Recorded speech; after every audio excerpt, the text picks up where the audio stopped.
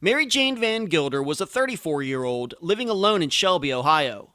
She was the mother of 5 and worked at a World War II depot. Around the beginning of April 1945, Mary Jane's oldest daughter, who lived in West Virginia, started receiving the letters back that she had tried to mail to her mother. Mary Jane had seemingly moved without giving a forwarding address. She was never seen again. I'm Ed Densel, and this is Unfound.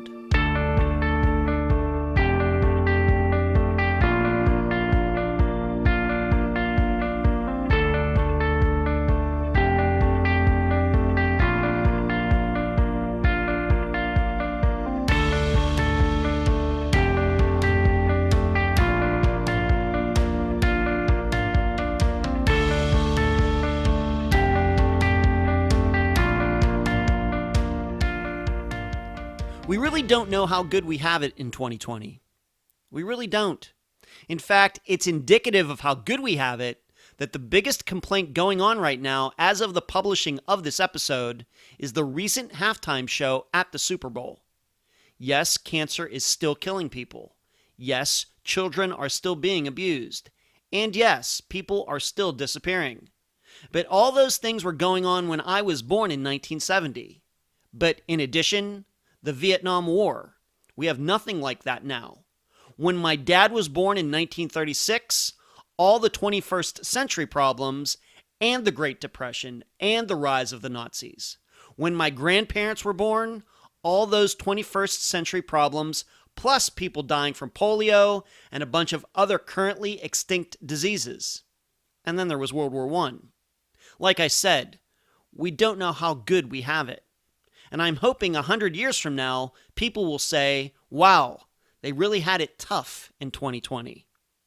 I bring this up because today Unfound is taking you way back to 1945, a time when only half of American homes had indoor plumbing. Most people had to shovel coal into a furnace to get heat. And there was rationing of everything from typewriters to nylon because of World War II. That's where missing person Mary Vangilder found herself. Alone in Ohio, with a job that was about to end. And 75 years later, we're left to examine her life during wartime. And now a summary of the case. This is brought to you by my friend Megan Good's website, charlieproject.org. Mary Jane Vangilder was born in West Virginia. She got married, had 6 children, but 2 of them were stillborn. Then Mary Jane's marriage soured. Her husband was abusive. This led to Mary Jane having an affair with a man who worked on their land. The two had a child together, with her husband knowing he wasn't the father. From there, Mary Jane decided to move out and leave her family behind. That's how she ended up in Ohio, working at a depot set up to support the war effort. Yet despite being separated, Mary Jane and her oldest child wrote back and forth several times. Mary Jane seemed to be doing well in her new life. However, with the end of World War II in sight at the beginning of 1945, management at the facility let the employees know cutbacks were coming. However, before that could happen, Mary Jane decided to quit, with the paperwork saying the reason was, quote-unquote, additional household duties. Soon after this, beginning in April 1945, letters that her oldest daughter was sending to Mary Jane started to come back with return-to-sender messages on them. It seemed Mary Jane had moved and not given the post office her forwarding address. She did not return to West Virginia. She was never seen again. This disappearance sets a new mark for the oldest ever featured by Unfound, and the investigator currently working this case, yes, you heard that right, is eager for the public to get involved to try to find Mary Jane. Yet despite all his hard work in the last 2 years, questions still remain. Number 1. Shortly before she disappeared, why did Mary Jane request her daughter send back the war bonds her mother had sent to her? Number 2. Why would Mary Jane put, quote-unquote, additional household duties on her resignation papers when there is no proof she was part of any household? And number 3. Could the disappearance of Mary Jane's sister Rose from Maryland around the same time be connected, or is it just a coincidence? Mary Jane's oldest daughter, who was the closest to her mother, is just looking for answers and hopes the investigator and the audience of Unfound can help her. The guest for this episode is Shelby, Ohio Police Department investigator Adam Turner. Unfound news. I'm going to keep talking about it because a lot of progress is being made, but the Unfound podcast channel on YouTube has additional changes. We are now using different pictures to differentiate the episodes from the live shows from the think tanks, and all those shows have been put into playlists. I'm hoping this will make it easier to pick out what you want to watch/listen to. By the way, we just went over 8,000 subscribers there. Not bad considering Unfound is a podcast and not a video program. Next, the February 2020 newsletter came out this past Saturday. Did you get it? I hope you did if you're on the list. If you're not, then email me personally and I will get it to you. Finally, I want to thank those of you who send me the nice emails and post the compliments in the discussion group. I am very pleased to see the wider public is starting to notice that we do things just a little different here. More importantly, they are starting to understand why we produce the program a certain way. And I've been told other older podcasts are starting to copy Unfound. Hey, imitation is the sincerest form of flattery.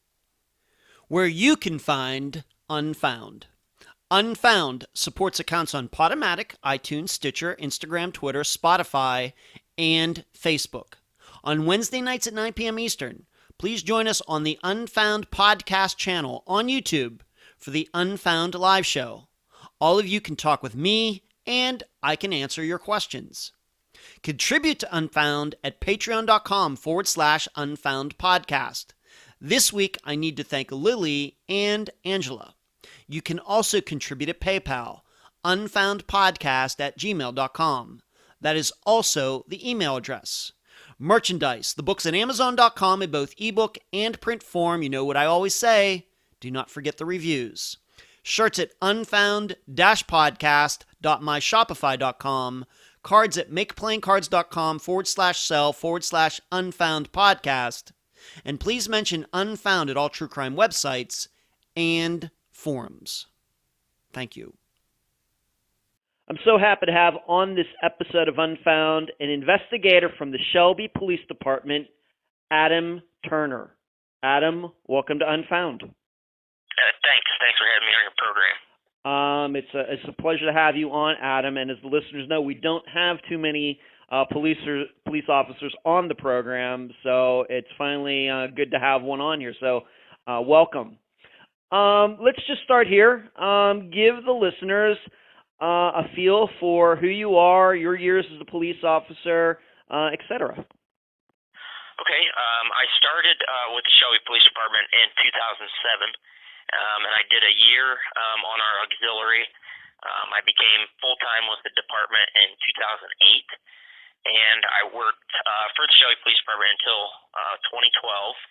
And then I moved to the Dayton, Ohio area, and I worked for the Springfield Police Department for about 4 years. And then I did 2 years with the State Medical Board of Ohio as an investigator, and I returned to the Shelby Police Department in 2018. Wow. If I may ask, what brought you back? Are you from, did you grow up in the Shelby area, or? Yeah, originally from Shelby, born and raised.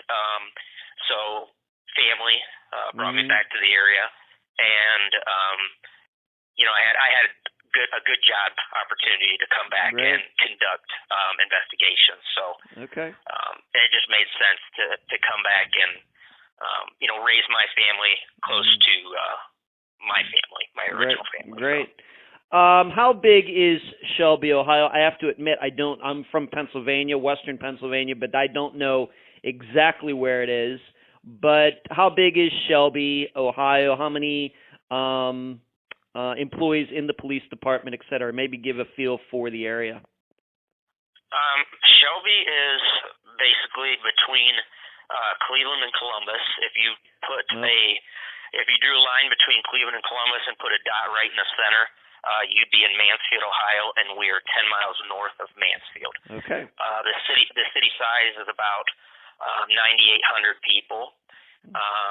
The department itself, I believe we have 15 full-time officers.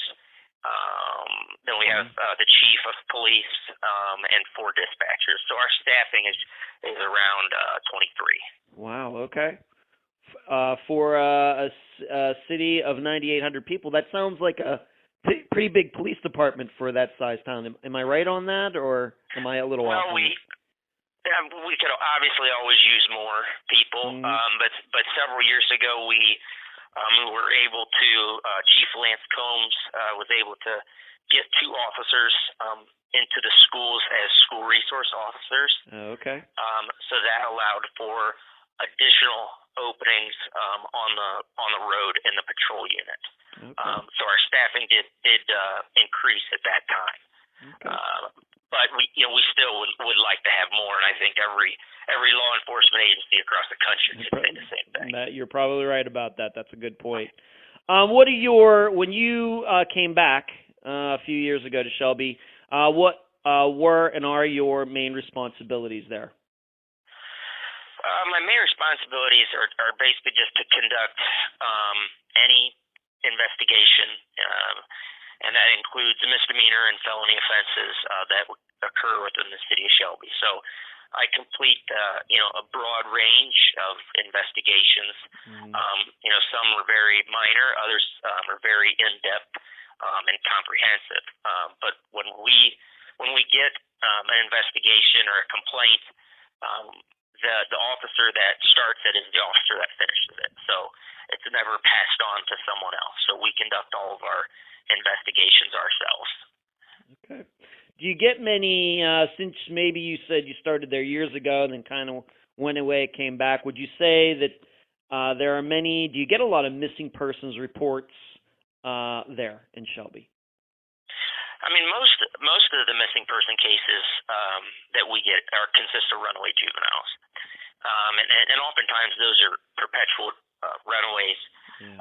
We have had some missing adult cases in the past, but they've been found or returned in a short period of time, and nationally. That's kind of the same trend. I mean, right. Sure. when you look at the figures, about 900,000 people go missing every year. Right. And that can include people that go missing by accident, such as like a child getting lost, or an elderly person with dementia or Alzheimer's wandering away or confused about their whereabouts. There's another small group of people that go missing, based on like memory loss sustained in an accident. But generally, these cases are resolved in a short time frame. With help, with the media really helps with that, with increased coverage. There's another subsection of missings that are considered skips, or a person who is, for unknown reasons, chooses to leave a particular area. And like I said, most of our missing persons are runaway juveniles. Yeah. But adults can also go, missing on purpose. Sure. Absolutely. So I mean, and when you look at the motivations behind why someone would disappear, I mean, it's estimated that runaways, both juvenile and adult, make up about 95% of the persons that go missing and are reported to law enforcement. And the majority of these people leave home to do so for predictable reasons that would appear like unbearable at the time, like an inability to meet financial obligations, or an argument, or maybe it's cognitive or emotional issues. But despite a high clearance rate of missing persons, there are still about 100,000 individuals listed as missing in the United States, and half of those are juveniles. Yeah. Yep.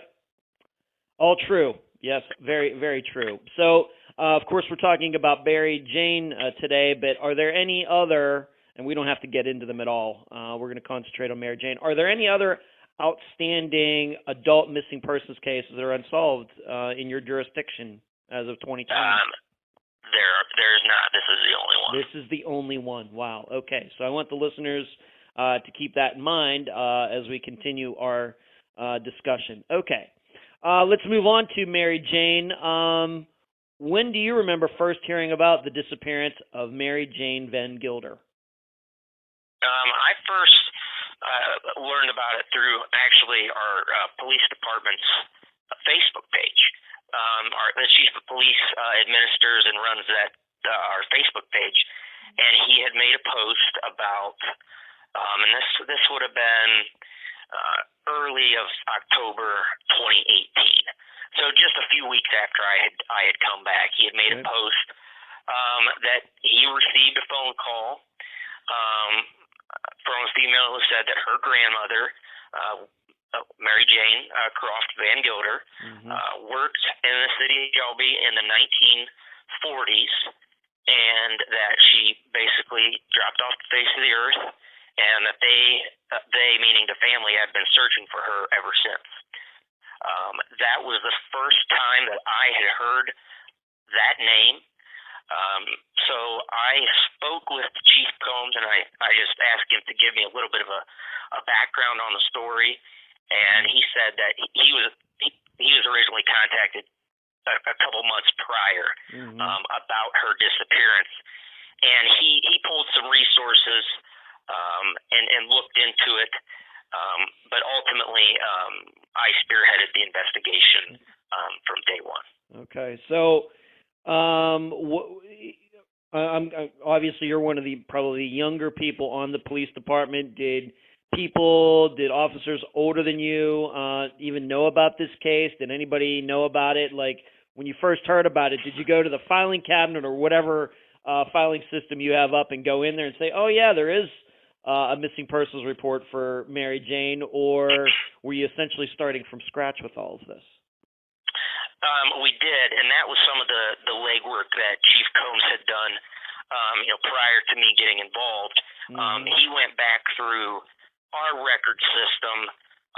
Obviously, everything now is digitized, so the reports basically before the year 2000 probably were, written or typed on a typewriter. Yeah. So he went back through the oldest box of files that we had, and it was a single banker's box, and that was, I think, 1950 to 1960 reports, and everything that had happened during that time. That there might have been stuff that was lost, from those 50 years, but he went back through, and there was no mention. There was no report of any missing person or any reference or notation to Mary Jane Croft Vangilder. We had never heard of her. Wow. Okay. So when you got involved in, like you said, late 2000 to 18, there was nothing on her. You had to basically, or maybe something that he had done before, but really just about starting from scratch. Yeah, pretty much. Chief Combs and I were on the United States Marshals Violent Fugitive Task Force here in Northern Ohio, and basically the purpose of that is to apprehend violent criminals who have outstanding warrants.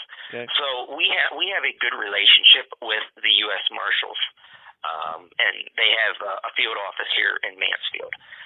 So Chief Combs originally reached out to them, seeing how their job is to basically find people. And so the marshals tried to identify if Mary Jane had a Social Security number, and they worked with the Social Security Administration, and they were unable to find any documentation that Mary Jane had a Social Security number. So when I got it, there was just like some notes that Chief Combs had taken, and then there were about 3 other pieces of paper in there. And back in 2004, a newspaper article was run in the village of Plymouth, Ohio. Now, Plymouth is just north of Shelby, and the article was originally penned by Mary Jane's granddaughter, who had reached out to the police department there and basically given the story about her grandmother and that she was missing. So there was that article, and there was a letter written to Sergeant Tom Heinz, who is now the chief up there, but he was a sergeant at the time, basically requesting his assistance. And then there were some notes that he had taken, and that was about it. There was really not a whole lot there. Okay. And so you get this file in late 2018. Anything in your prior experience as an investigator police officer that could prepare you for looking into a case that's 75 years old? Any experience? Well, I've been interested in missing persons cases and unidentified bodies, since I was little. I started reading about notable cases, that got a lot of media coverage, such as Amelia Earhart or D.B. Cooper, Judge Crater, people that have been missing for a long time. So I first started, I had an interest in it at a young age. So as I aged, I got my bachelor's degree in criminal justice, and then I ended up going on to get my master's degree in criminal justice and forensic science. And I wanted my last kind of thesis to be about missing persons. So I did a lot of research towards the end of my master's program about the missing persons and unidentified. All right, very interesting. Okay, great. It's a lot. You sound a lot like myself, Adam. That I think I'm a little bit older than you are, but from the 1970s, I remember watching like the show In Search Of with Leonard Nimoy, and then of course Cops and Unsolved Mysteries and things in the 1980s. And so I have very much the same background, like you said, Amelia Earhart and other disappearances that are well known and taking an interest in them from a very early age. So I can certainly identify with you there. Okay. Well, let's get right into Mary Jane. Of course, you did not know her. I did not know her. And this is 75 years ago. So probably a lot of people that she would have even run across back then are deceased by now. But just in what you've been doing over the last year and some months, in talking, I guess, with her one granddaughter who has, written the police department, etc. What have you learned about her as a person? Well, let me back up a little bit. When the letter was initially written to the Plymouth Police Department from Mary Jane's granddaughter,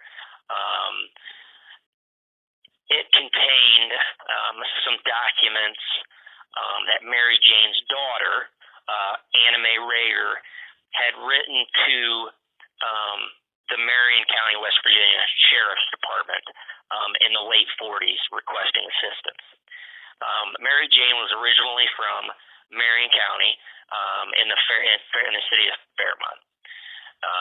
So Mary Jane's daughter basically started this investigation on her own in 1949.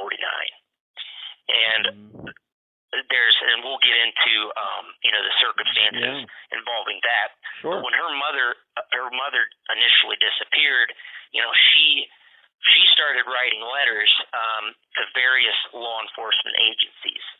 And the Marion County Sheriff at that time did write letters to the Plymouth Police Department asking for assistance in locating Mary Jane Vangilder.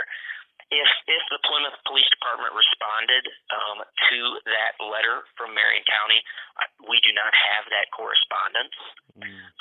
So Anna Mae then kind of wrote letters to the State Highway Patrol of Ohio, the Treasury Department, and the FBI. So beyond that, there was really no one in a governmental capacity that did anything to the case. Okay. And then when, in 2004, when Chief Heinz got it, he did a little bit of research, and then basically there's been no movement since those years. Okay.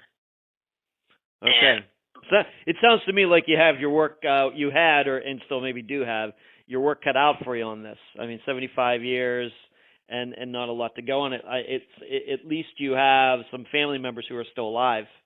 That that can that have been assisted you a little bit. Right. Yeah. I mean, Anna Mae is Mary Jane's eldest daughter. So she's kind of been, the fountainhead here. My reference point, because when her mom disappeared, she was about 13 years old. So she has been, like I said, looking for her mother since she disappeared. She disappeared in 1945, but Anna Mae didn't really start writing letters and asking some questions until about the 1949. And then as the years progressed, Anna Mae's sister, Barbara Vangilder, had some children, and those children are the grandchildren that I correspond with and who originally reported that to us. Okay. All right. So who was Mary Jane? Obviously, she had some children, but she's not originally from Ohio. She's actually from West Virginia. Maybe we should start there. Yeah. So she was born in Fairmont in 1911, and she basically was born and raised there. She lived outside of Fairmont, just outside of the city, in an area called Prickett's Creek, and she lived there with her husband, James Wesley Vangilder, and they had several children together. All of her children are still alive except Barbara, and she died in 2015. Like she is the mother of Misty and Mindy, who I correspond with. Mary Jane also had two twins, Alex and Alan, who died at birth and were stillborn. She married James January 29th of 1929. Okay. So she had multiple children, but lost a couple at childbirth. And so she's in West Virginia. She has these children, but we have to talk about this because this is a disappearance. And but she had, I guess, what we'd call in 21st century terms, an extramarital affair. Was that something that you were told about from one of her children today, or is that something you discovered on your own? How did that all come out? I don't remember exactly how I learned it, but it, since 2018, that was brought to my attention.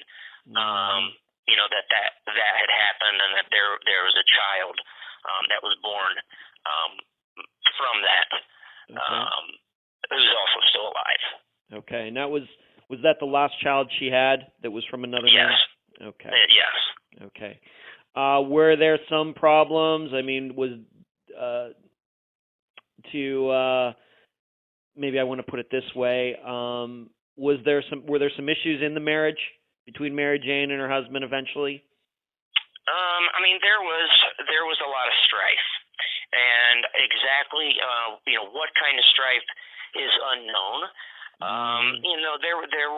There have been claims of alcohol use and verbal arguments and just general disagreements. At some point, probably around like 1943 or 1944, Mary Jane left the Vangilder property and actually moved into the city of Fairmont to work. So James and the children were at the residence, and Mary Jane got an apartment above a theater in downtown Fairmont, and she was working at a local restaurant there. Oh, okay. And so she's living there in downtown Fairmont by herself, and her husband is raising the children out, I guess what we would call out in the country, that kind Yes. of situation. And he was Yes. raising, including this last child that was from another man? That's correct. Wow. Is it understanding that he knew this child was from another man at the time? Do you think he knew that, or what? I think that I'm not completely sure when he found that out, but yes, he did know. Okay. So he's raising children. She moves into the city, but eventually she just moves out of the state altogether. Reason for that, and when did that happen? Do you know? The reason for that, is probably for work. There was a notice that kind of went out from the Shelby area asking for workers. Shelby at that time had an Army Air Force depot. It was called the Wilkins Army Air Force Depot, and they were responsible for making munitions and building planes and plane parts and putting stuff together for the war. So I believe that Mary Jane left the Fairmont area and came up here to Ohio for work. Okay, all by herself. Yep. To our knowledge, she came all by herself. And do you know approximately when that was? It would have been. Her official start date at the Army Air Force Depot was March 7th of 1944. Okay. And we have to remember, maybe this is very obvious, but I'm going to state it anyway. World War II is going on. A lot of men are overseas, Pacific Theater in Europe. So a lot of women were working in these factories. And I guess that's what was going on with Mary Jane as well. That's right. During World War II, women, they built ships, airplanes. Right. They worked in the auxiliary services as air raid wardens, fire officers, and right. Drivers of fire engines and trains, and right. So yeah, they really got involved in World War II. I'm thinking of Rosie the Riveter, a very famous image from back then. Exactly, Okay. And that's where that came from. Yep. Okay. So she moves to Ohio, leaving her children and her husband at the time. She's still married, correct, when she moves? Yes, they're still married, but separated. Okay, so she moves there. But my understanding, though, is she maybe lived in a couple different cities during this time that before she disappeared the next year. A couple different locations. Yeah, so the city of Shelby is in the county of Richland. When she moved up here, she originally lived in the village of Plymouth. Now, Plymouth is split on the north side. On the north side is the county of Huron, and on the south side is the county of Richland. And the county line literally runs directly through the center of town. Now, when she first moved to Ohio, she lived on the Huron County side in a kind of a hotel that was frequented by transients or people that were coming just to work for a couple of days and leave. And that hotel has been razed and it's gone. It's been gone for years. She stayed there for a little bit, and then she moved into an apartment on the Richland County side, but still in Plymouth.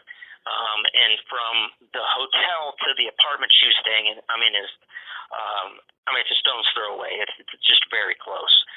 And she lived there for a little bit, and then she moved into an apartment in Willard, Ohio, which is northwest of Plymouth, but also in Huron County. Okay. So a few different places she was moving. I'm not wondering if this is relevant to her disappearance or not, but it's not like she came to Ohio and stayed in one apartment or whatever the entire time. She kind of moved from place to place just a couple times. No, there were three addresses that we had her living at or associated with while she was here working. Okay. What have you learned about the contact that she had with her family once she moved to Ohio? Did she ever go back to West Virginia to see her children, or was it just letters back and forth? I'm not even I'm wondering if there was any maybe telephone calls back then too. But what was kind of the correspondence between herself and the rest of her family while she? Well, the only correspondences was that we know of was between Mary Jane and her eldest daughter Anna Mae, and the contact was through written letters. So Mary Jane wrote a letter to Anna Mae when she came up here to Ohio, and that was the first time that Anna Mae or the rest of the family, including James, knew that Mary Jane had left Fairmont. Wow. Is when she originally wrote that letter. Huh. So the tone of the letters were basically, I've moved to Ohio for this job, and they just they sent several letters back and forth, just kind of talking about everyday things. There was nothing that stood out as being strange or unusual. Mary Jane actually sent some clothes back to Anna Mae, and she also purchased some war bonds for Anna Mae. They were purchased at a bank in Plymouth, and they were sent to Anna Mae back in West Virginia. Okay, so am I then understanding that she went from West Virginia to Ohio without alerting her kids and her husband that she was going? That's right. That's right. They didn't find out until she wrote the letter saying, "Hey, I'm in Ohio." That's right.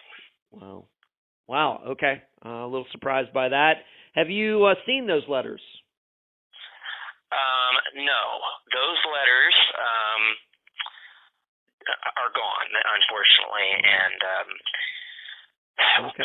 see, Anna Mae was a young teenager when her mom left for Ohio. Yeah. And so when her mom was writing letters back to her, those letters were kept in the Vangilder house. So as Anna Mae aged, she got married pretty young and moved out. And the letters remained, the letters and clothes that Anna Mae, or that Mary Jane had sent remained in the house. Now James James and Mary Jane were eventually officially declared divorced, and James remarried in 1946. And so, whatever artifacts, clothes, letters that maybe existed or were still in the house were either destroyed. I don't know how many, spouses want their significant other to have documents and artifacts from their exes, or they were put down in a basement or in a chest or something. But unfortunately, the Vangilder residence itself, where Mary Jane and James lived, burnt to the ground in the 1980s. So any chance of those letters being recovered are gone, unfortunately. Okay, and we just have to make clear, you mentioned they got divorced. They did not get divorced until after she disappeared. That is correct. That was a proceeding that happened after she had disappeared in 1945. Okay. That's correct. Was Anna Mae able to give you, then, being that the letters are gone, an idea of the tone of the letters, what her mother was talking about, going on in Ohio while she was there? Yeah, they were trivial kind of everyday things. I'm working here, I'm doing this. She was working on airplanes, and just kind of just wanting to know how Anime was, and there was nothing that stood out according to Anime that was unusual. I mean, or that the tone was different. I mean, it sounded like her mom, and yeah, so nothing stood out to her. I mean, it was just normal correspondences. Okay, and we have to remember that she was 13 at the time. Of course, there are younger children, but Anime is the oldest, and like you said, she's still alive. Obviously, she was born in like 1932. Yes. So, in talking to Anime, was the idea? Did she get the idea that her mother would eventually be returning to West Virginia, or was this kind of a permanent situation that her mother was going to stay there, and there was going to be a divorce or whatever? I think at the time, you know, obviously, you know, she was young, and you know, every child hopes that, you know, in this type of situation that their mother was going to return. You know, I don't know if she knew that there was no mention that Mary Jane was going to stay up here permanently. Okay. So I think there might have been some assumption that once she was done with this job, or once the war was over, that Mary Jane would come back to Fairmont. Okay. All right. And you also mentioned these bonds. What was the total in dollars, I guess, in 1945 or $45? How much were they at the time? Total. Well, you know, at the time, the war bond was, you know, a debt instrument issued by a government as a means of borrowing money. Okay. And when Anime purchased these bonds, they were for about $25. Right. Okay. And she purchased those bonds through the payroll deduction system at the Wilkins Army Air Force Depot, and then they were mailed to Anime. Okay. I don't know what that is in today's dollars, but I'm guessing maybe $500 or something like that, maybe in 2020. Right. It wouldn't amount to anything substantial. Yeah. Okay. All right. So we have all these things going on. She's working. She's living seemingly by herself in Ohio. The rest of the family's back in West Virginia. They didn't even know that she went to Ohio until she wrote them a letter to tell them so. She has this job, pretty good job back then, especially considering the war going on. She has these bonds. She's living by herself. And so we move up. Maybe I should ask you this. Did James, her husband, ever go up there to see her while she was in Ohio? There is no conclusive or direct evidence that he did. However, Anime had said that at some point, James, Mary Jane's husband, and Mary Jane's brother came up to Ohio and allegedly found her. I asked Anime, well, how would they have gotten to Ohio? And they said, well, they probably would have flown. And I said, well, maybe I can track down like flight records. Yeah. And so I contacted the local airport here, and they said, you know, just unfortunately the actual physical location of the airport had moved, and any records dating back to that time were gone. So as far as anything official, no, we have nothing to prove that. But you know, the family rumor, what was passed down through the generations, was that they came. James and Mary Jane's brother Lester came up to Plymouth. Okay. See, I wouldn't even necessarily think of a plane first. I would think of a train first. Trains, I think, were a lot bigger then than they are now. That's what my first thing would. I would be surprised if it was a plane. But okay. So allegedly, but there's no solid proof of that. But that's what Anime, being the oldest, seems to remember back then. Okay. Yes. All right. So once maybe they went up to see her during her time that she was there. Let's move up now to maybe the month or weeks before her disappearance. Let's talk about those bonds again that she had sent back to West Virginia. She wanted them back. She did. In January of 45, she wrote to Anna Mae and requested all of her war bonds back. She did not give a reason why. She just asked for them back. And so Anna Mae sent the bonds back to her mother. But later that month, later in January of 45, she did get a war bond back for $25, but she had sent the rest of them back to her mother. Oh, okay. So that was maybe the first time she had done that, first and only time she sent these bonds, and now she wants pretty much all of them back. Yes. Okay. Now the other thing, I don't know if this is something you discovered or maybe they knew at the time, is that this job that she had at this factory, this depot, she quit. How did you find that out, Pierce? Yeah, she did, and she quit her job. And the reason we know that is because of basically the research that Anna Mae did after she started kind of asking questions about where her mother is, or what happened to her. Okay.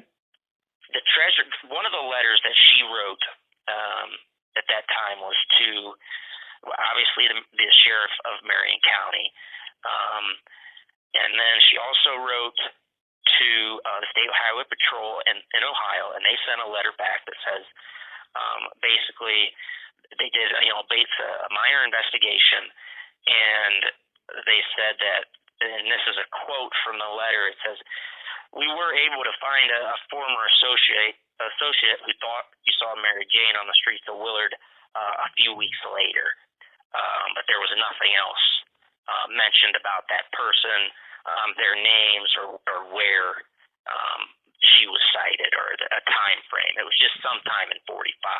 Okay. Now, her official resignation letter to leave the depot, all it said was additional household duties. And that was discovered because Anna Mae had written a letter to the military, and they referred her to Wright-Patterson Air Force Base, and Wright-Patterson Air Force Base sent a document back, basically giving her mom's start date and her end date and her official reason for resignation, which is additional household duties. Okay, so they did not know, the family did not know, Anna Mae did not know that Mary Jane had quit her job, resigned, to use the word resigned, until after she disappeared. That's correct. Okay, it wasn't like she wrote a letter saying, you know what, I quit my job last Friday. It wasn't like I'm going to be quitting my job this coming Friday. It wasn't until after she disappeared that was one of the avenues that they personally researched. And then they found out that she had resigned. She chose to quit, not go to her job. That's true. Yep, that's correct. All right. In 1945 terms, I'm guessing in the 21st century, additional household responsibilities is not a common reason for people that you'd ever see on a resignation letter for a job or anything. Right, that sounds like so 1940s-ish. What to maybe translate that? I mean, you've had a time to think about that. What does that even mean? Any ideas? It could mean, it could mean a lot of things. It could mean that, that she was going to return home to Fairmont, and that the additional household duties were to raise. She was going to go back and raise her kids. It could be that maybe she had met someone else up here, and an official household duty was to be with this other person.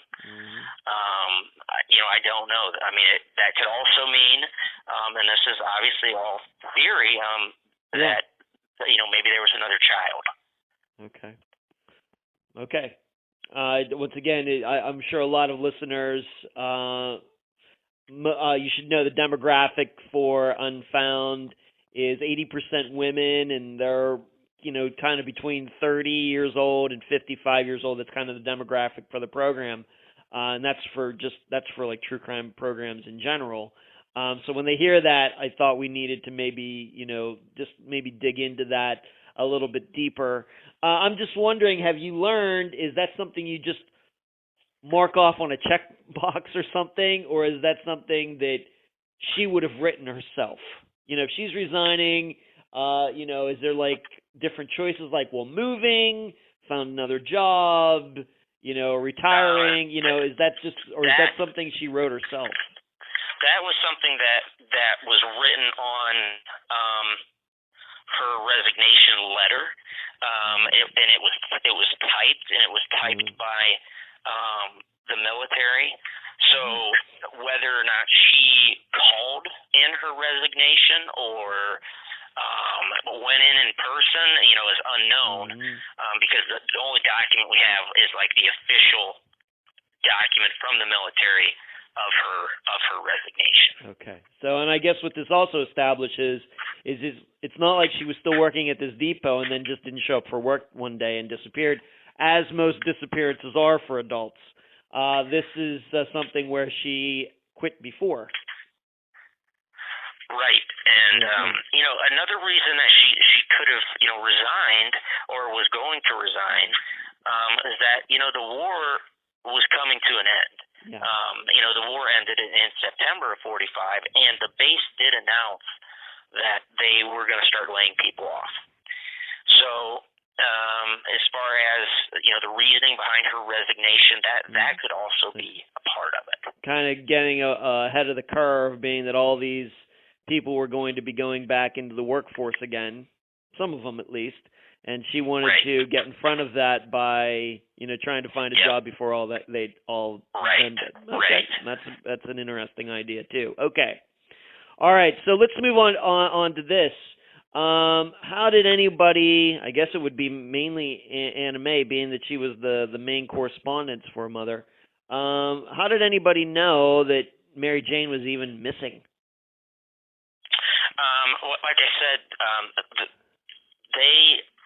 when the letters stopped, when the letters and correspondences stopped between Mary Jane and Anna Mae, Anna Mae just figured, her mom, moved somewhere else, or she got a new job, or, she just wasn't sure. They didn't know, James didn't really tell the children anything. I mean, he did not explain where their mother was, didn't give him any idea. It was not talked about. But when Mary Jane's brother, came back from the war, he was the one that started asking questions about where's my sister, and then that's when Anna Mae started writing the letters, saying, "Hey, no one's heard from my mom since 1945. We don't know where she is." And then she started getting these letters back, and then that's when the Marion County Sheriff's Office got involved. Yeah. That's when the letter was written to the military, and they sent the official correspondence back saying she resigned on this date, and this is the official reason given. Anna Mae also wrote to the Treasury Department requesting, basically, is there any trace of those war bonds? Or what happened to them if Mary Jane cashed them, where that money would have gone, and unfortunately there's not. I mean, it was shown that the war bonds were sent back, and it was cashed to a bank there in Plymouth, which is now gone, unfortunately too. But as far as like tracing those bonds from there, I don't know if that's even possible. Okay. So Anna Mae did write letters to the FBI, and she had several of the letters that she had written to the FBI, and had some of the correspondences back. And they said, from the desk of J. Edgar Hoover, I'm sorry that your mother has disappeared. We have no trace of her. But basically, the federal government was not going to get involved in a local issue. You know, they basically told her to contact her local law enforcement. Right. Now, when I got involved, I did a Freedom of Information request to the FBI, and it took them about a year, but they did give me more documents than Anime had. They had every correspondence from Anime to the FBI and the FBI's responses to her letters. Okay. And what date are we using? What date did she resign? What is this a specific date, exact date of her resignation from the depot? Okay. So she resigned from the Wilkins Army Air Force Depot on March 7th of 1945. Okay. So roughly 4 or 5 months before the total end of the war, with Japan surrendering. That would have been August of 45. Okay, so 4 or 5 months before the official end of the war. And does Anime remember if the last letter that she got was before or after Mary Jane resigned? Any ideas on that? Did she write any letters after she resigned? I guess that's what I'm asking you. No, after she resigned, there was no correspondence. Okay. That was it. Okay. So that day of her resignation is effectively the last day that we know anything about what happened. Okay. To her. And like I said, we don't even know if that resignation was done in person, if it was done through a letter, if it was done over the telephone. We don't know. So, you know, in theory, if somebody else maybe wrote a letter for Mary Jane, you know, it could have been, you know, her official disappearance could have been moved back, you know, a month, like, you know, February. Okay. Because in February of that year, 45, Mary Jane filed for divorce from James in Huron County. Okay. All right. So that's significant as well. We've talked about the divorce, but it didn't officially happen until later that year after she disappeared. But after she disappeared, and she's the one filing for divorce. She's the one that left her family and then left the state, and then she files for divorce. And roughly a month later, she's resigning from her job in Ohio. That's right. That's right. Okay. Yep. Okay. All right. So she does this. No correspondence after that. And what was, now that you've been able to talk to Anime at the time, you know, what did she think when these letters? I know you've said this before. Let's just cover it again. What did Anime think when she stopped getting letters from her mother? You know, when I've talked to her, she said she really didn't know, but it didn't like. I mean, she thought about it, but you know, there were lengthy periods of time where she didn't hear from her mother. Mm-hmm. So you know, when she first moved into Fairmont, you know, there was a time period that had passed before she knew where her mother was and where she was working, and then you know she went and visited Mary Jane when she was living in the city of Fairmont, and then you know there was a period of time before she found out that she was in Ohio. So I think Anime thought, you know, as time went on, like this is routine. I'm gonna hear from Mom eventually. Mm-hmm. You know, and unfortunately that has never happened. Right. Okay. All right. So this, but things really, the way you make it sound, is it really didn't get started till her brother comes back from the war, and really, I guess he of course would have been an adult, really start saying, "Hey, where's Mary Jane?" Because I guess what I'm also saying is it doesn't seem like James was doing much. He wasn't doing anything at all. It doesn't seem like he cared that his daughter wasn't getting any more letters, you know, from Mary Jane at all. No, I mean it sounds like, I mean, like I said, we can theorize, but you know, he never mentioned her. Okay. We never mentioned to the kids, like, hey, I don't know where your mom is. It was just not discussed. Okay. Let's move on to this, and I think you've mentioned this already, but allegedly there was a sighting of her after her resignation. Was this by as far as you understand it, was this by somebody who worked with her at one time, or was this a neighbor? How would you portray it? It could have been either. The only mention of that is in the letter from the State Highway Patrol that was mailed to Anna Mae, and it, like I said, it just vaguely said, basically, it was an alleged sighting. I mean, I don't know if they talked to somebody that said that they saw her, a couple weeks later, on the streets of Willard, or if they did identify a person. But that's really not a credible piece of information because we don't know who that person is. We don't know when it happened.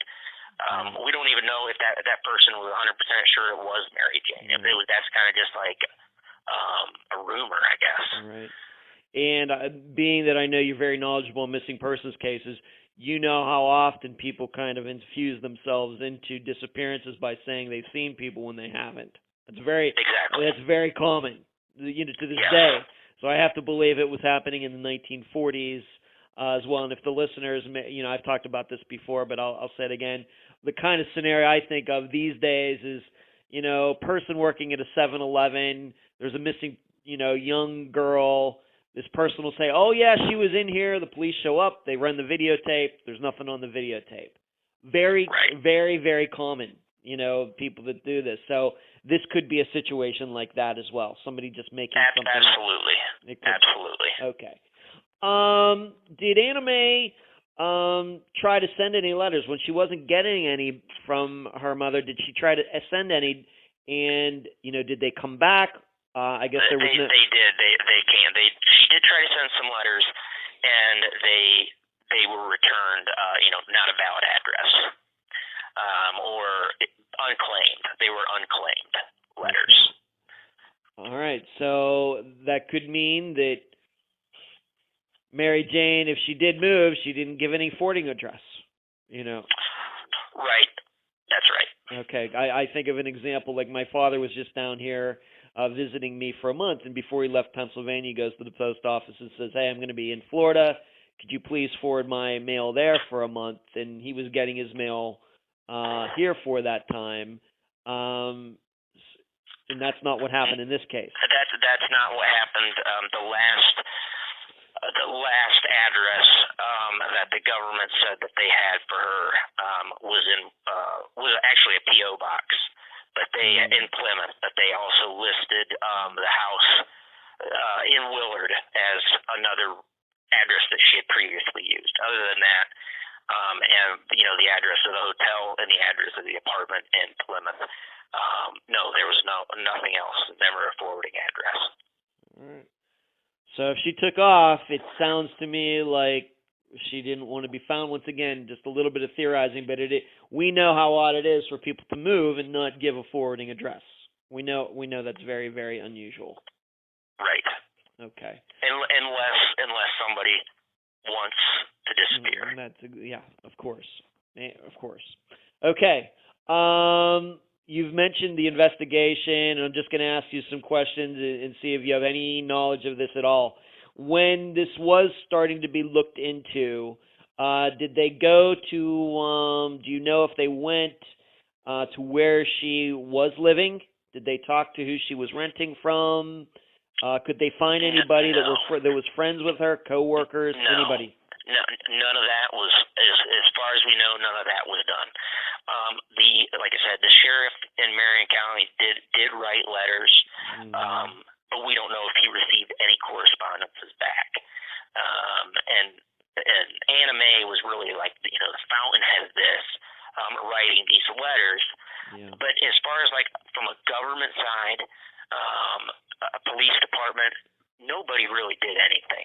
And I mean, that's really a tragedy. But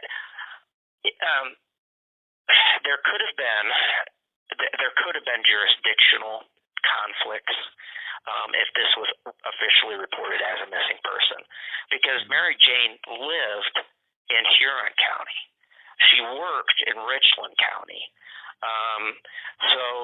But her job was in the city of Shelby, but she lived in the city of Plymouth. So, who takes it? Whose case is this?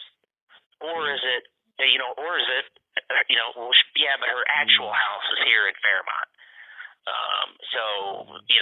Are they using that address? Is it West Virginia's case? Whose case is it? I mean, we don't have any documentation that there were jurisdictional conflicts. That's just kind of an assumption that I could make.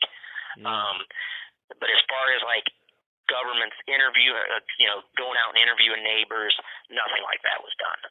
Okay. And I just have to ask these questions because the listeners are wondering. So that also means that our husband, James, who eventually did get a divorce, even though Mary Jane wasn't around, I've never been married, so I've never been divorced, which is interesting, but we'll get into that in a second. But nobody went and talked to him to see if he was in West Virginia the whole time, maybe tried to track down the father of her last child, and maybe we should say that this father of the last child was somebody who worked on their property back then. We're not going to get into his name or anything, but... Well, I don't know what type of investigation Marion County did, because the only direct evidence, there's direct evidence and then there's circumstantial evidence. The only direct evidence that I have are the letters that the sheriff wrote at that time. So I'm not sure, did he drive out to the Vangilder property and talk to James? It's possible, but there's no record of that happening. None. Okay. And the thing about that you had mentioned about the father of the last child working on the property, that was only learned recently. That was only learned recently. Okay. Okay, so we don't know if these either one of these guys had an alibi. We have no information at all. Zero. Might have happened. No idea. And Anna Mae can't tell you either. She doesn't remember the police coming out to her, talk to her father. Nothing. No. And like I said, I mean, it's difficult, all these years later to basically determine an alibi, because we don't really know exactly when Marion County, when or if they did anything like in-person interviews. So it's hard to determine an actual date. Now the father of the last child was in the military, and he was stationed in the Maryland area, in around Baltimore, and he had gone over, and he eventually went overseas. So Anna Mae knew or learned through her investigation that this man was in the Maryland area. And one of the letters that the sheriff of Marion County wrote was to the Baltimore Police Department asking for assistance. But again, there was never a correspondence, and if there was, we don't have it. All right. Okay, so we just don't know a lot. We know that she was. I guess what I'm trying to establish here is that we know that she was working at the depot in Ohio, but we really don't know anything about her social life while she was up there. We don't know who her friends were. We don't know what she was doing out after work. We don't know if she found another man, being that she's filing for divorce. We just don't know. Nothing. That's right. I mean, we don't know. And then when Misty Greiner, which is Mary Jane's granddaughter, born to Mary Jane's daughter, Barbara, contacted the Plymouth Police Department in 2004, an article was written in the Plymouth paper. One person responded to that article and sent a letter directly to Misty, and said he was a young teenager at the time, but he remembered Mary Jane, and he said that Mary Jane worked with his dad and at the depot, and that Mary Jane did not drive or didn't have a car up here, And so she, made a connection to this man's dad, and the dad would give Mary Jane to and from work. This gentleman, who's now, elderly, says, "I remember your mother. She was an attractive woman. She had brown hair and brown eyes, and she was very nice and very kind. And I have not thought about her in 85, not 65 to 70 years until I saw this picture in the paper, and it jogged the memory." Was this person even unaware that Mary Jane was even missing? Totally unaware until that article ran in the paper. Wow. Okay. All right. All right, so all this is done. Doesn't seem like much was uncovered back then. So it just wasn't. Of course, we know how difficult disappearances even in the 21st century are, even though we have phones and social media and GPS and video. So I can't even imagine back in the 1940s trying to figure something like this out. But please, a lot of people. I mean, we're talking 1945. But a lot of people. I mean, telephones existed. Yeah. But that was still a luxury to some families. Yeah. So for a family that didn't have a telephone, it would be very difficult. And according to Anna Mae, the house there on Prickett's Creek, it did not have running water. They got water from a well or a stream. They had an outhouse. And they had no electricity. I mean, it was a kerosene furnace, so they wouldn't have had a telephone. So all of her investigations, into her credit, started with pen and paper, just writing to people. And if it wasn't for Anna Mae, we wouldn't be where we are. Okay. So you come in all these years later. I realized that a couple things were done, but it doesn't seem like the case was moved forward, at all, since, the time basically that it happened. So you get all of this, and, what do? I have written here in my notes, and unidentified remains. I know you did that. Can you tell the listeners a little bit about that? Well, when I did my master's degree and I did my final paper, I had to identify basically a problem in the criminal justice system. And so the problem that I focused on was that there wasn't a national database for missing and unidentified persons. Now, in 2007, a program called NamUs, and that stands for the National Missing and Unidentified Persons System, was created. And the purpose of that program is to link known missing person cases to unidentified Jane and John Does throughout the country. Now, it's a great system. The problem is that there's not certain states have enacted requirements that mandate that police departments and coroners enter a missing person or an unidentified into the NamUs system, but other states have not. So, but the beauty of the NamUs system is that it's not restricted to law enforcement only. We have the National Crime Information Center, but that's only accessible to the government, to police officers, anybody in law enforcement. NamUs allows itself to be opened up, and family members, the general public, people that are just interested in missing persons and unidentified persons can enter information into this system. So I knew that would be that is an excellent place to start. So I had Mary Jane's physicals, her physical description, height, weight, eye color, and so the very first thing I did was I went to NamUs and started searching. unidentified remains that matched Mary Jane's last known physical characteristics.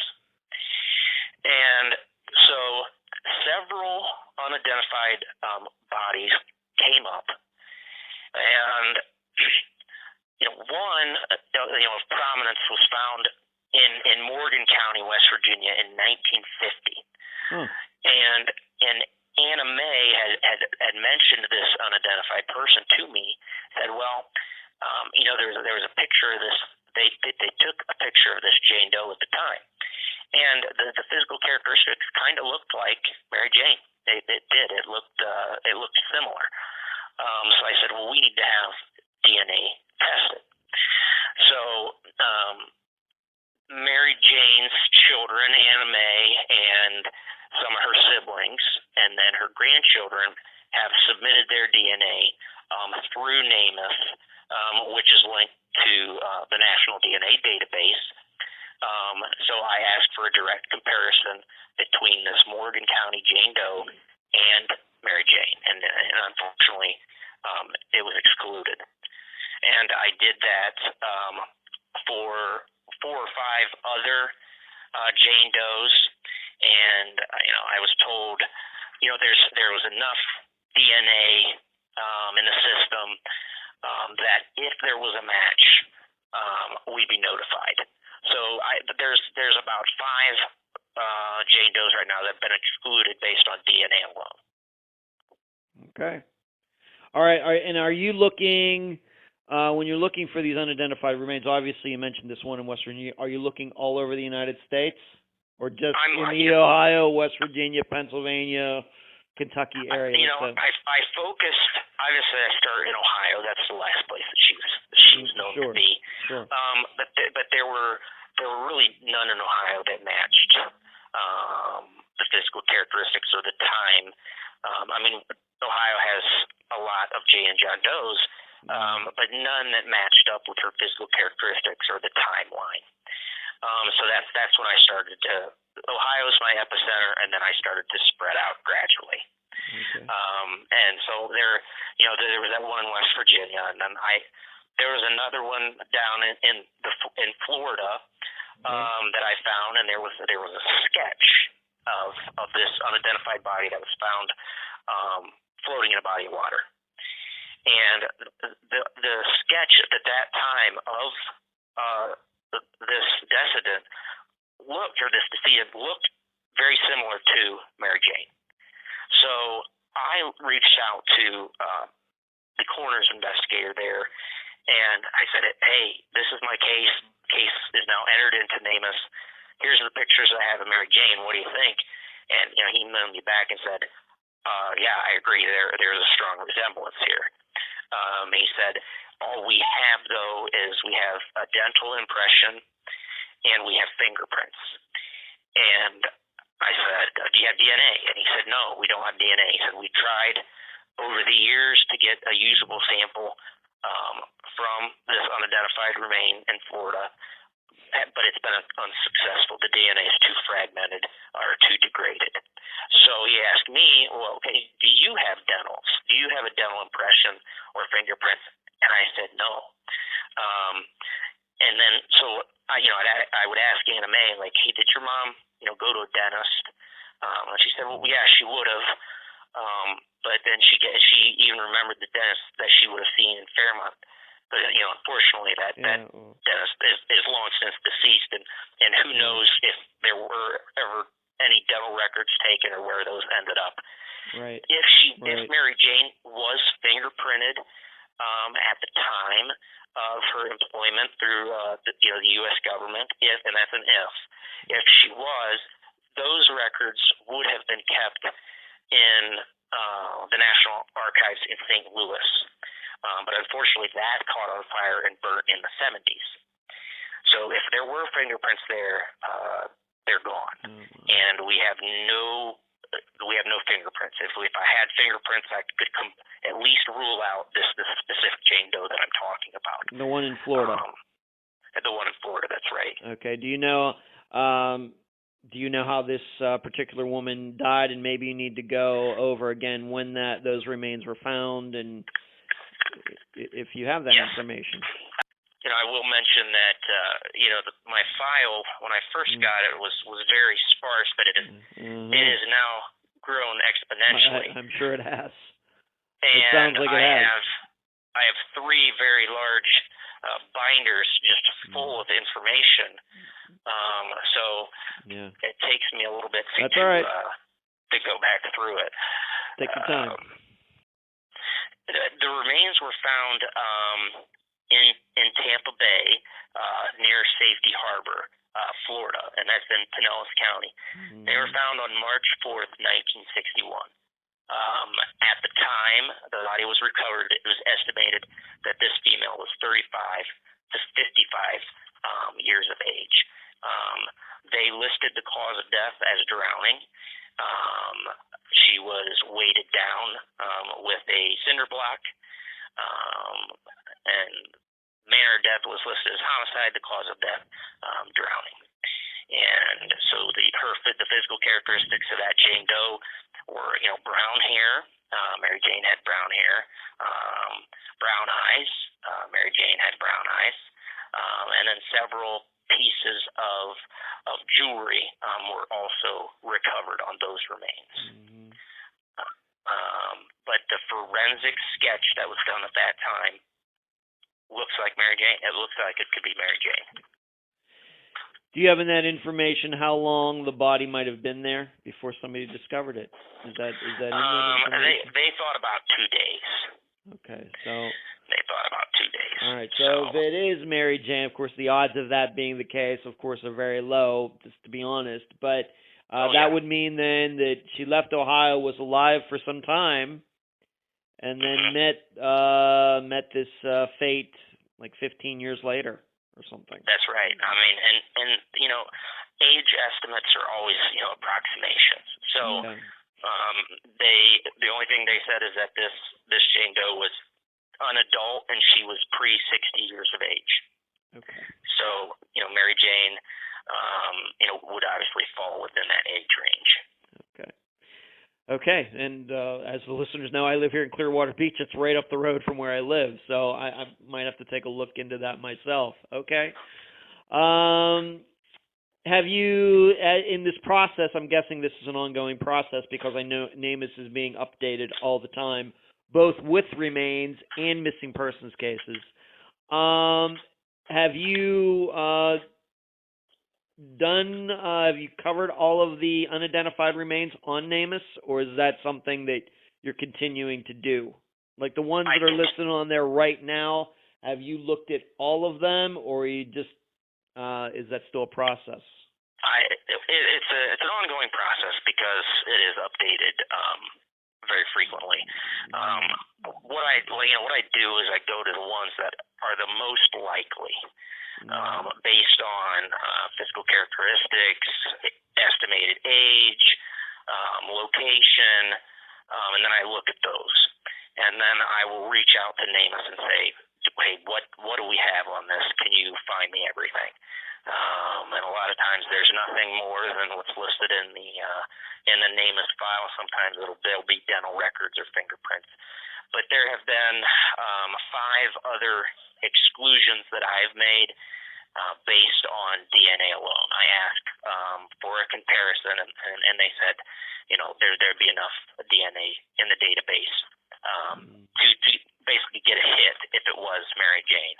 Now, those samples, those exclusions were made because there was enough DNA to be complete to make the comparison. Unfortunately, in many unidentified cases, the DNA is so degraded or so fragmented that a hit that would automatically populate in the computer system, that it's unable to be done. What would have to happen if you would have to take the broken strand of DNA, the double helix, and compare it to Mary Jane's kids and Mary Jane's grandkids, and that would have to be done side by side by a scientist. So the possibility of going through the entire NamUs system and asking for a side-by-side comparison of every Jane Doe would be almost impossible. Right. So Right. That's why I start with the most likely or possible to be Mary Jane, and if the DNA is degraded, then I will ask for a side-by-side comparison if the other circumstances match up. Okay. Maybe I should just ask you this: has your research taken you to looking at unidentified remains? I'll just pick out a state, California. Have you gotten to California, for example, and looking at unidentified remains in there that can match? We have. We've looked out to California. We looked in Oregon. There was a case of unidentified remains that were found in 46, and the physical characteristics were very similar. But there's nothing. There's no fingerprints. There's no DNA. They don't even know where the body is. Okay. So to do a comparison on that one would be impossible. But yes, I mean, I've gone as far as Florida. I've searched into Canada. But when we start to get out of the United States, it becomes more difficult because they don't have the same systems available that we do here. Right. When you say that, let's just go back to the Florida case as an example right now. When it's degraded, what does that mean? Because you're saying that she was in the water. Sounds like she was murdered. She was only in for 2 days. I can't imagine DNA being degraded. What does that mean to the layperson? How could DNA be degraded when a person has only been deceased for 2 days before they're found? Well, obviously, in 61, we didn't really know what DNA was. Yeah. We didn't know its capabilities. So DNA, if taken at that time, if we knew then what we know now, it would have been complete. Yeah. However, when we finally realized the capabilities of DNA, in the late 80s, early 90s, when they went back to get the sample, it would have been fragmented. The body and the DNA degrades over time based off the conditions of where the body was located and where the body was buried. So if the body was buried in a grave, like a pauper cemetery, and they're usually, buried with a casket that's not very sturdy or a wooden box. Yes. It was layered cardboard. Water is going to get into that grave, and so from 61 to whenever the sheriff's department there took the DNA from this unidentified Jane Doe, it had broken down over time. It just was not a complete picture. Okay. So when you're saying degraded means it degraded over time to the 21st century. It wasn't degraded at the time that the remains were discovered. It was degraded at the time that it tried to be used to match to Mary Jane's DNA. Correct. Okay, Correct. I gotcha. Okay, thank you for explaining that. We should also explain the DNA that you're personally using is not Mary Jane's DNA. It is a DNA from her children. That's right. It's her children and her grandchildren. Okay. So it wouldn't be an exact DNA.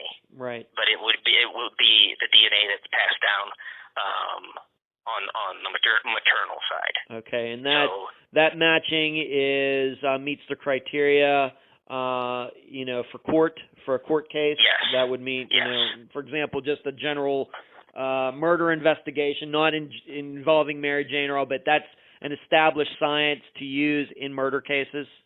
Scientific? Yes, it is. Okay. All right. Okay, so you're continuing to check unidentified remains, which sounds like a very good idea to me. And that's an ongoing process like we talked about with NamUs, of course, having additions and subtractions on an almost daily basis. How Yes. about paper records from back then? You have mentioned Social Security, maybe tax records.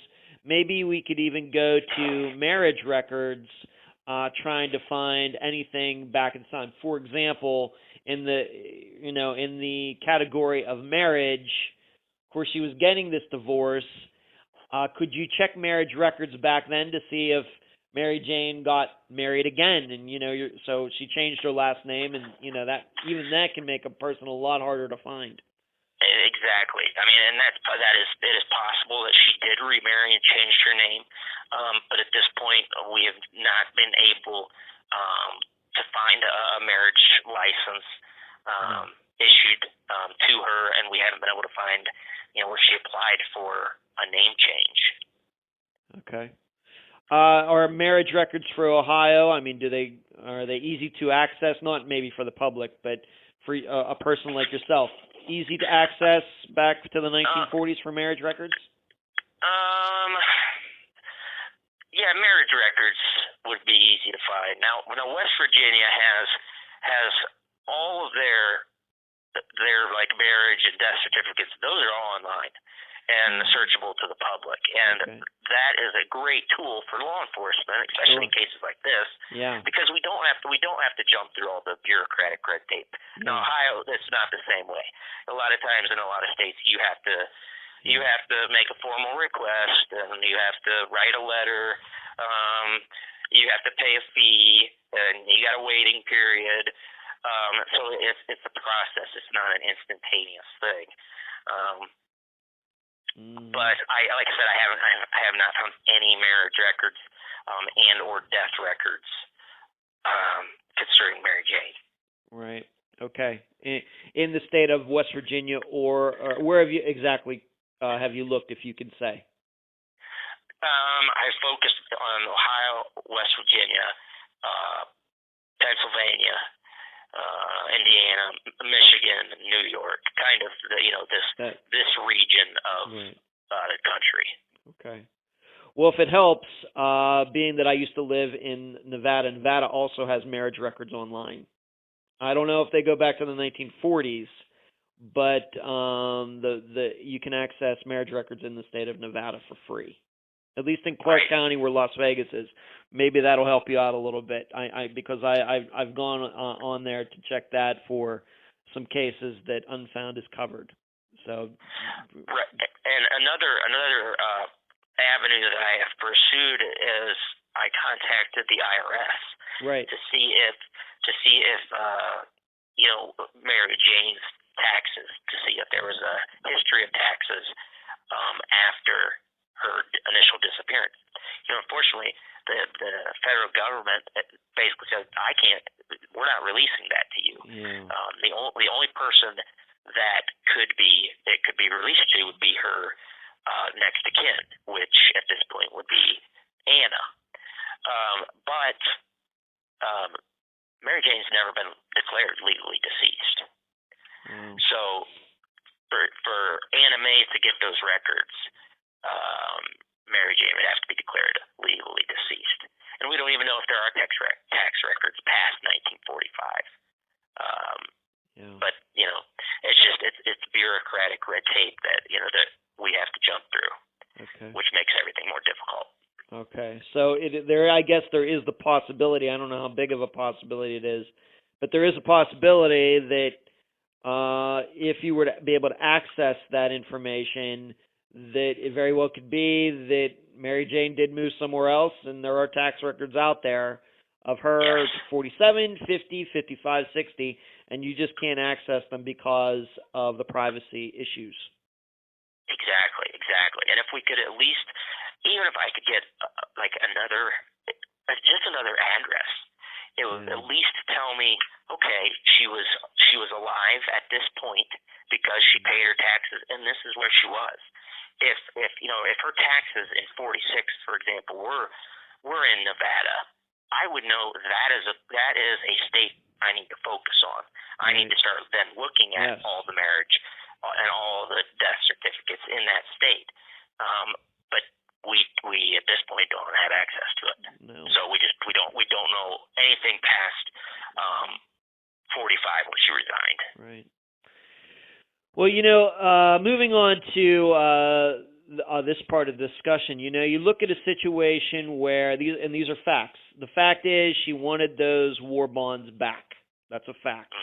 The fact is that at some point she ceased to live at the last address that she was living in Shelby, Ohio, and did not give any forwarding address. That is a fact because the letter is coming back. So I have to ask you this: how easy your impression now? Of course, we know all about identity theft in the 21st century and everything. How easy would it have been for somebody to change his or her identification back in 1945? For example, get a new Social Security number, etc. Have you gotten any impression on that since you started to work on this case? I mean, it clearly would have been a lot easier than it is now. I'm not sure what type of documents that they would have needed or required at that time to be able to change names. And it is possible that she was able to do so because everything then was done on paper. But for the average person, they would have required something. They would have required some kind of documentation, IDs, place of residency, stuff like that, to be able to maybe to change a name. And I don't know how the average person would know how to do that. Right. It's just, the average person, even today, has absolutely no idea how to do that. We can search the internet now, but back then, if she wanted to do that, she probably would have had to do a lot of research. Okay. To figure out exactly what steps she needed to take to have that done. Okay.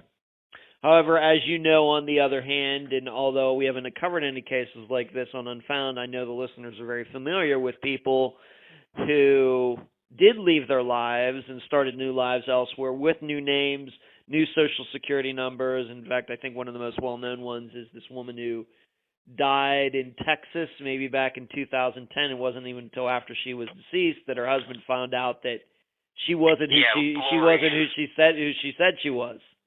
Yeah, Lori, her name was. That very well, but in fact, she was a woman from Pennsylvania. They eventually did find out who she was, but she ended up committing suicide in Texas. But she was originally from Pennsylvania, and nobody ever filed a missing persons report, et cetera, et cetera, et cetera. She stole the identity of a baby in Ohio or Oregon or Washington. So these things do happen, although they are rare. Yeah, they do, and we had a case in Ohio of a gentleman that went by the name of Joseph Newton Chandler. Right. And right. For years, he was this hermit that kind of lived up in Cleveland, and he had a job, but nobody knew much about him. And he also committed suicide. And when the police department and officials up there started looking into Mr. Chandler, they realized that was an alias, and that identity was stolen also from a child that had died in a car accident. And he remained unidentified for years until the U.S. Marshal's Office, with the assistance of the DNA Doe Project, was able to actually find out who he was. Right. So these things do happen.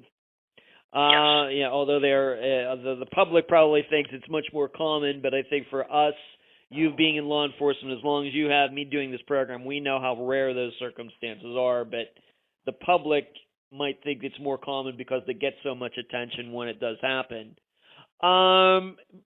Speaking to the DNA, we hear so much about, of course, 23andMe. Have you thought about using maybe a company like that, to submit DNA? We know that police departments are using that, of course, to solve old murder cases, etc. Is that on your agenda? Is there any way you could use a company like that? Well, Anna Mae and her siblings and Mary Jane's granddaughters have submitted their DNA through Ancestry.com, Um, there are other companies like 23andMe, MyHeritage. I think there's a program through National Geographic. So there's all these different private DNA companies that are popping up. The problem is that they don't talk to each other. So if you did a test through Ancestry, it would not correlate to 23andMe. Now there is a central kind of repository that popped up and is able to be used, and that's gdmatch.com or gedmatch.com, and that takes that allows users to upload their DNA from Ancestry or from 23andMe into one central data bank.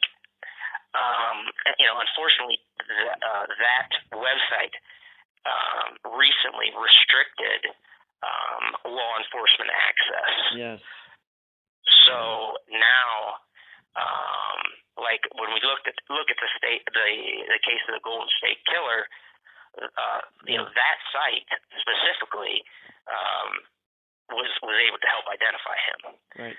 But now they put a restriction on it that users who upload their DNA to that system have to basically click a button that says opt in, which means law enforcement can look at my DNA for comparison. And if somebody doesn't check that box, we're never going to know.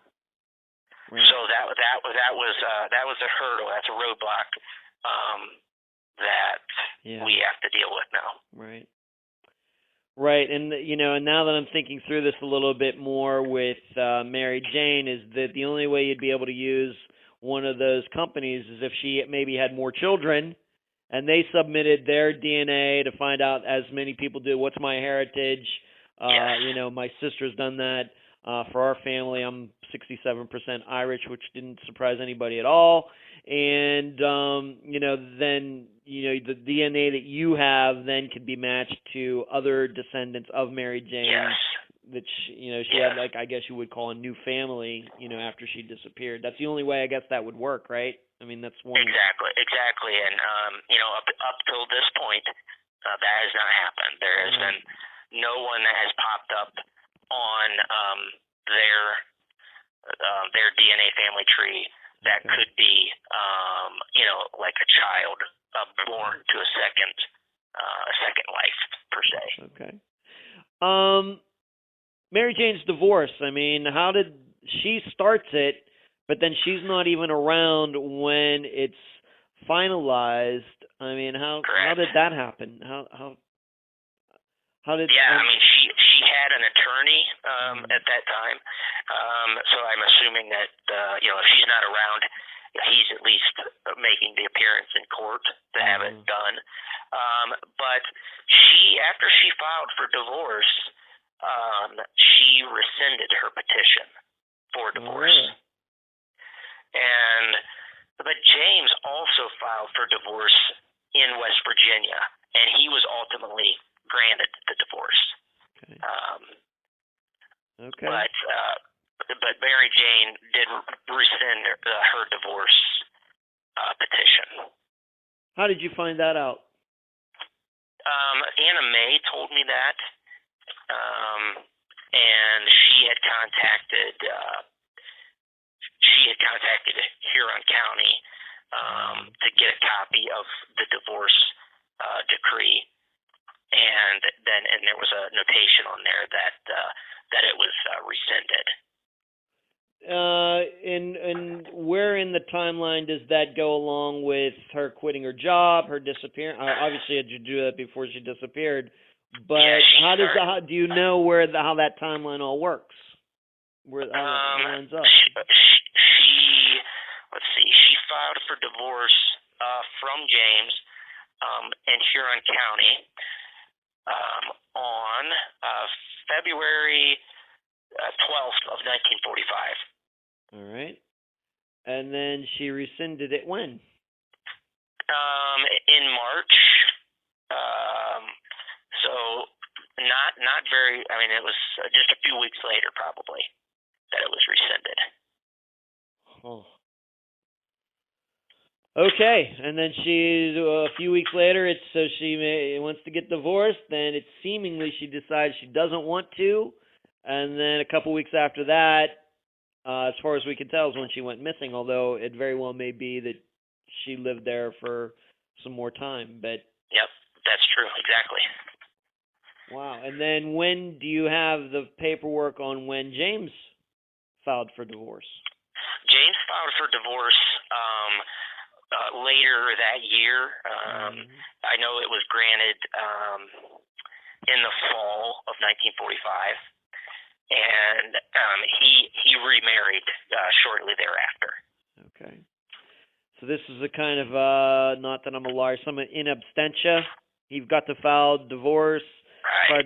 and when she did not answer the paperwork because she wasn't around to do so, he got a divorce just That's by correct. default, kind of. Yes.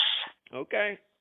All right. I'm glad we covered that. That's I'm not sure I knew that she had rescinded it. Okay, so this is a case you continue to work on. It has to be very probably one of the most difficult things you've done in your law enforcement career, Adam. Yes. Yes. That's fair. Fair statement. Okay. And I know you, of course, have a lot of other cases that you're working on, a lot of investigations or the things that are your responsibility. If you can say, how much time are you able to give Mary Jane's disappearance, maybe on a weekly or monthly basis? I mean, to be, quite honest, if I did not have other responsibilities, if this was my sole case, I could work on it 40 hours a week or more. Wow. And wow. That would probably strikes a lot, and people do say, well, that's odd. How do you work a case that's so old? How could you devote that much time to it? Yeah. And my response is because I have very little information. I have to create my leads. Yeah. To do an investigation of this size, you have to go down absolutely every single avenue, every single possibility you have to pursue. You have to pursue the angle that she ran off to get away from something and wanted to start her life elsewhere. You have to pursue the angle that maybe she met with foul play. Shortly after she disappeared. You have to pursue the angle that maybe she moved somewhere else and lived for a certain time before meeting with foul play, or lived for a period of time and then died in natural circumstances. So and there are missing persons and unidentified persons not entered into NamUs. Yep.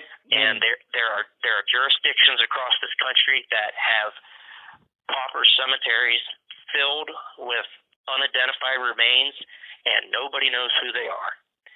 And so I could spend, every day I could write a letter or call or send a fax to cemeteries, to funeral homes, to medical examiners offices across this country, and say, basically, do you have or have any knowledge of a Jane Doe since 1945 in your jurisdiction?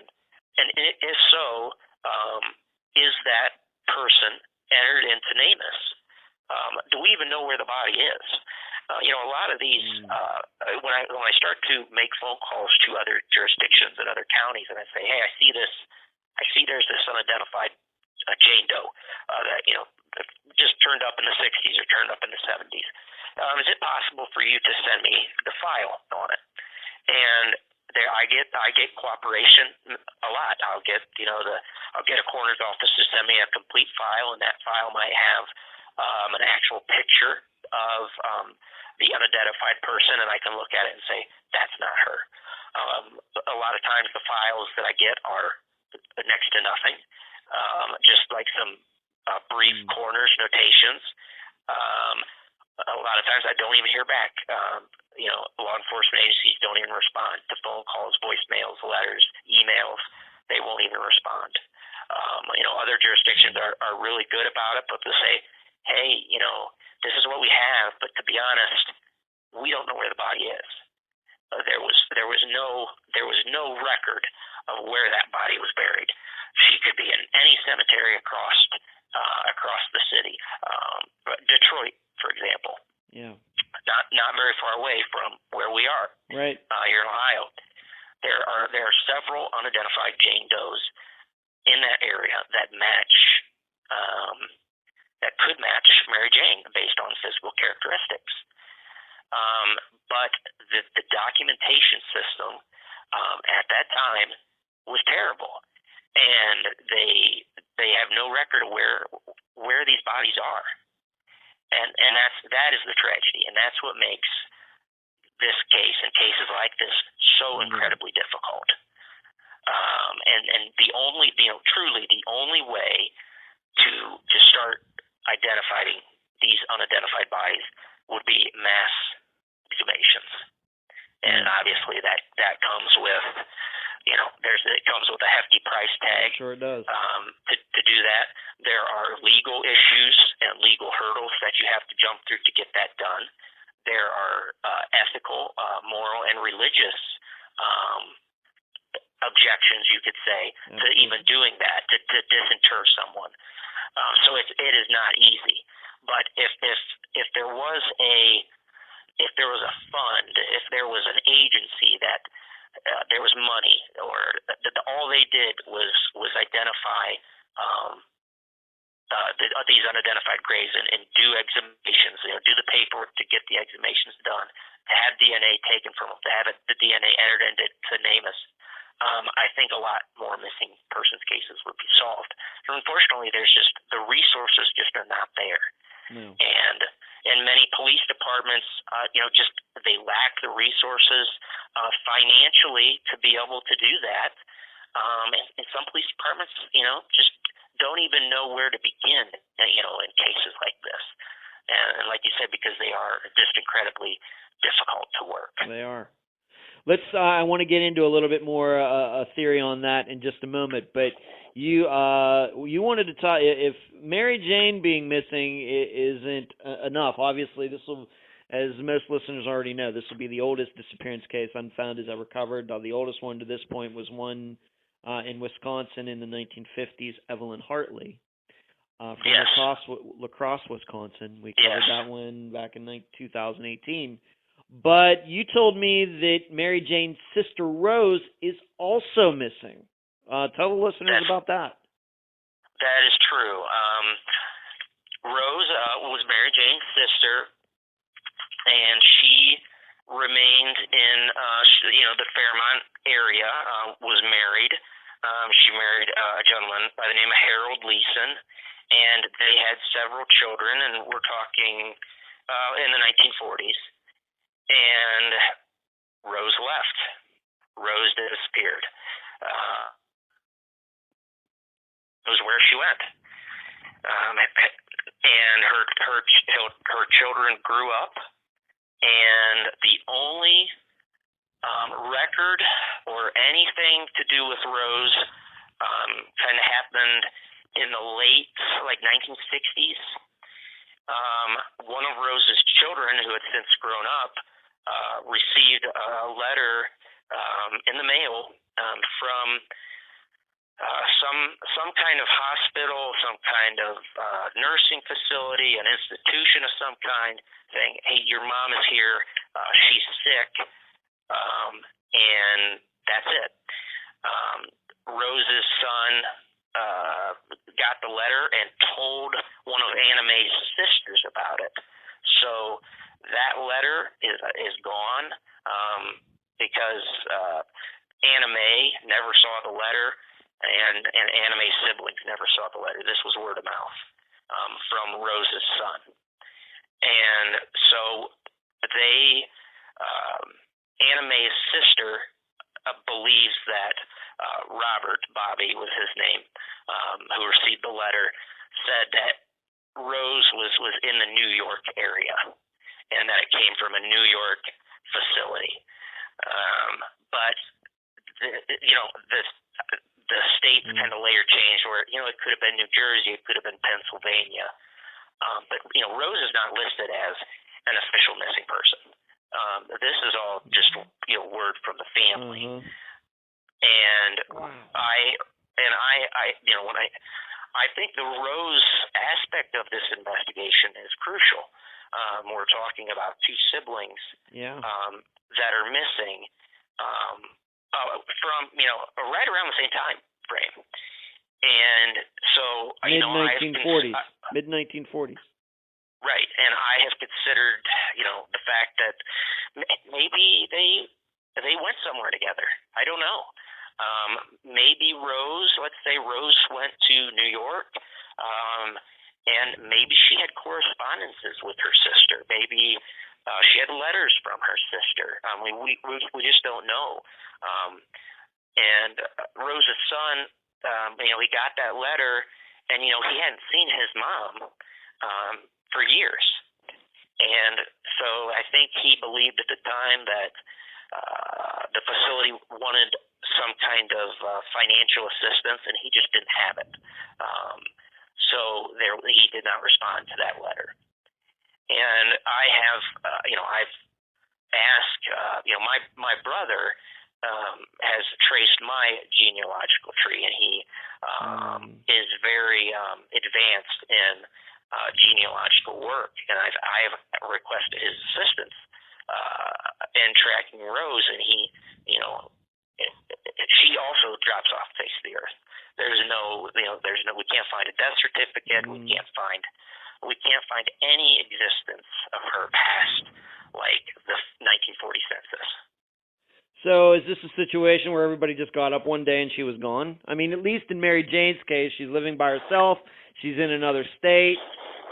With this situation, I mean, people just woke up one day and she was gone, or what? I'm not exactly sure because Rose's family, Rose had married and she was living, away from basically Mary Jane's family and Mary Jane's kids. And unfortunately, all of Rose's kids are deceased.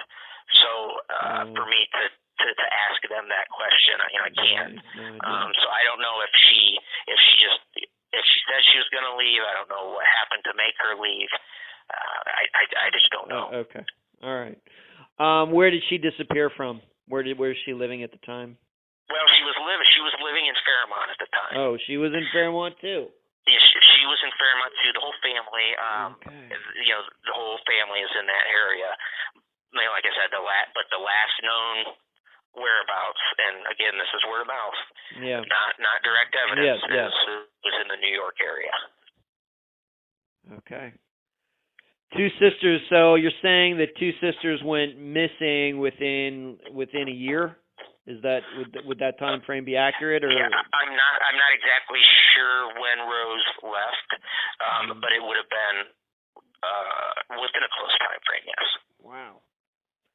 That certainly does add another layer to all of this. And there's no denying that. I mean, I agree with you that the odds of that happening, of course, the odds of a disappearance happening, period, are very, very low. And then to have another sibling go missing, not around the same time, completely different state, obviously even rarer. I mean, rare. Right. I mean, we're getting into 1 in a million or something like that. Okay. Right. Okay. So just another complexity to this investigation. Absolutely. Okay. Let's get maybe into an overall discussion about disappearances and there aren't too many, I have to say, at least my impression, there aren't too many disappearances from the 1940s being looked into as much as you are looking into Mary Jane's. That's my impression. Of course, I could tell you about disappearances from the 21st century that currently aren't even being looked into either, that I've covered on the program. What is it about you? What is it about Shelby, Ohio? What is it about Mary Jane that is making this different than maybe other jurisdictions, other disappearances, other investigators? What's the difference? Unfortunately, I'm well aware that there are missing person cases, very recent, that get very little work done. on them, and that's a shame. It really is. But the way that I look at this case is this: Mary Jane's family this is all very real and very current to them. I know that it's 74, 75 years old, but in their minds, in their hearts, it's now, and that longing, that desire to find out what happened to her, is there, and they need to know. And even her grandchildren who never met her want to know what happened to her. They miss her. Even though they never met her, they miss her. And so, it's my duty to help them get, closure. And I don't like using the word closure because there really is never closure, even in a death. True. But when you talk to families of missing persons, they say that the not knowing is worse than knowing. If you know where somebody died, and death in itself is horrible. It's very difficult. It's an unfortunate reality of life that we all experience. But we can grieve. We can grieve through a funeral. We can grieve through a memorial service. If we bury them, we know where their physical body is. If we cremate them, we know what we did with the ashes, or maybe they kept the ashes. There's some degree of closure. In missing person cases, there is no closure. The families are left in this state of limbo, in this purgatory of just not knowing, and it just never goes away. It's something that they wake up every day and they think about. They go to bed every day thinking about. So what is it about this case? Well, I believe in cases like this, especially cold cases, the importance of keeping families abreast of my investigation. So I need to know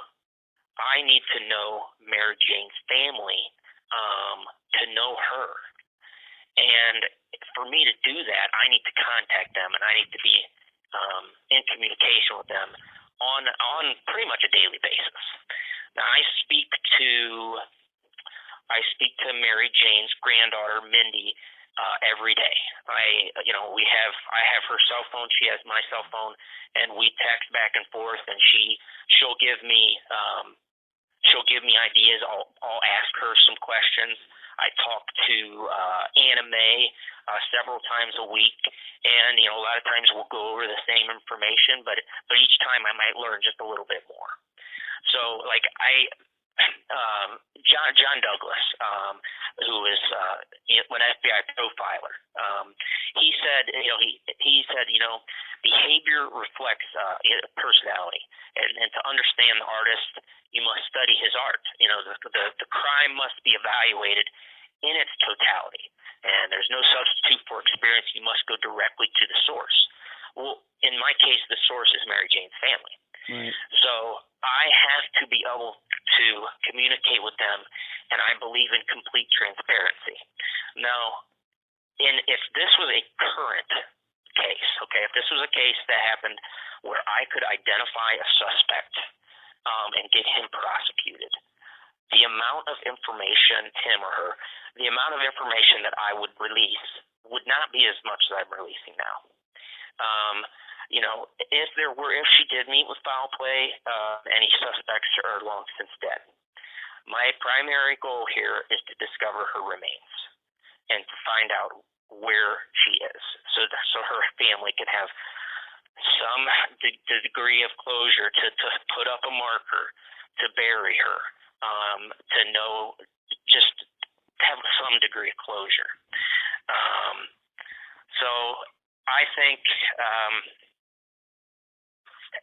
it's important to me to do this, because I think if I didn't do this, who else would? Right. And if whatever you believe, if you believe in God or a higher power, I was obviously given this case for a reason, and I'm going to see it through till the end.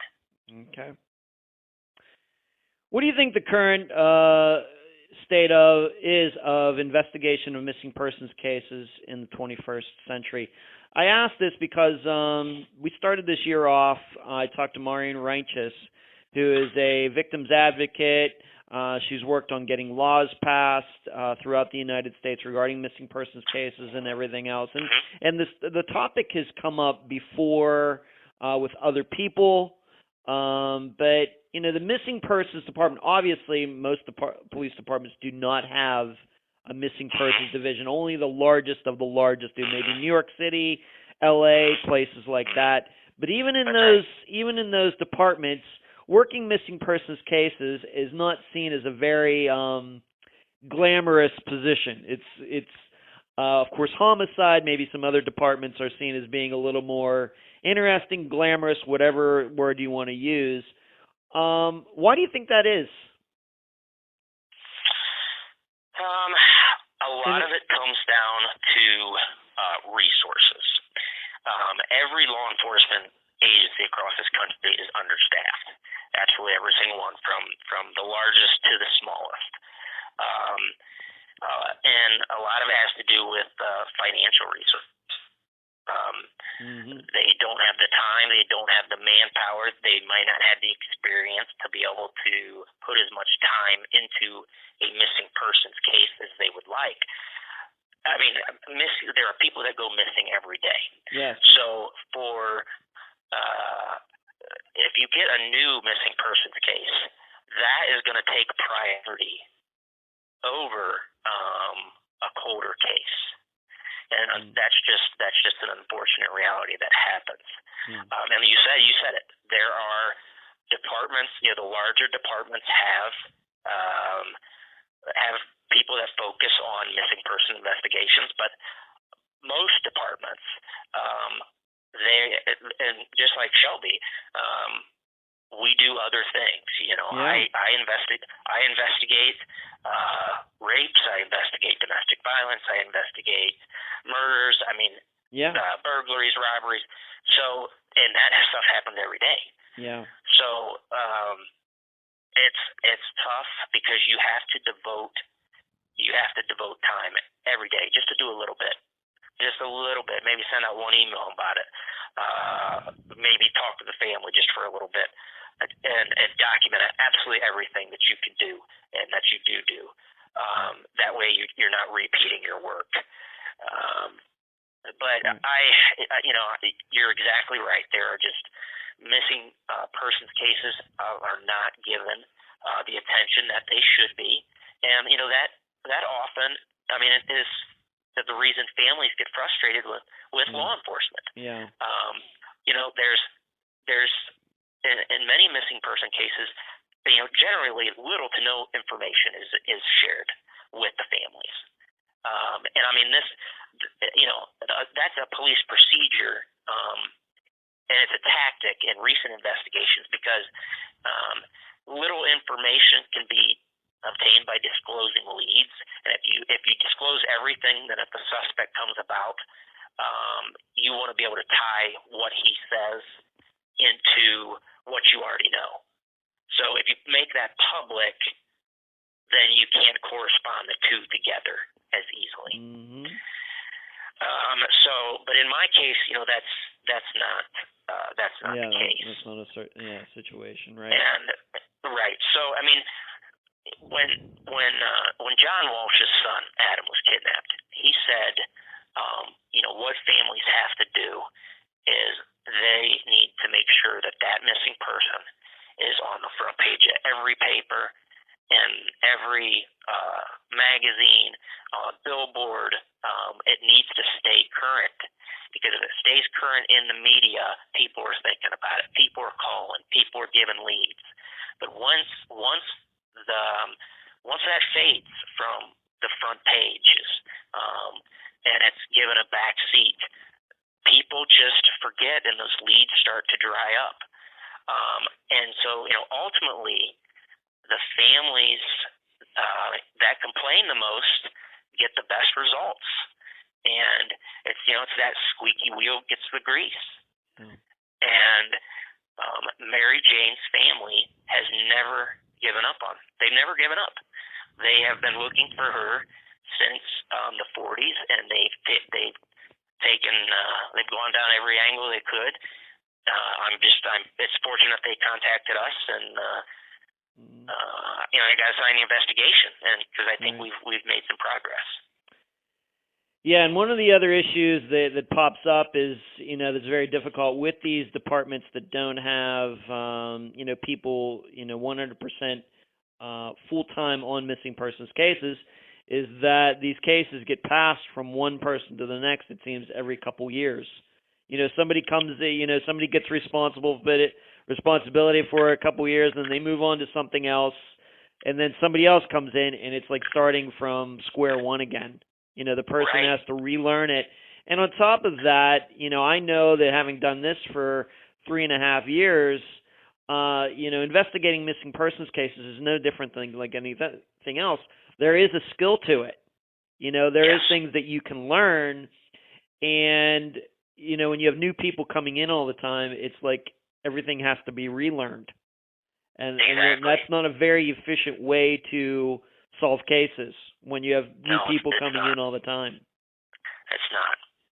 And, and it's just a lot of these colder cases, it'll start with an investigator, a detective, and, he or she will work on it. And then, they might get transferred to another division or they retire. And so that case has to go to someone else. But just with that change of a document, a change of file, change of investigator, there's just a little bit of information that is lost each time. Yeah.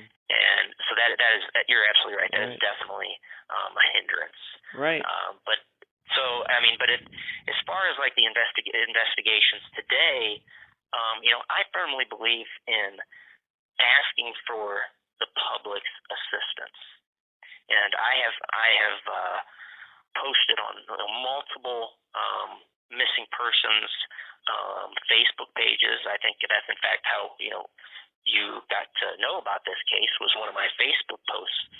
I have developed a good relationship with the media here in Richland County. They've run several positive articles on Mary Jane in my case, and I can't speak highly enough of them.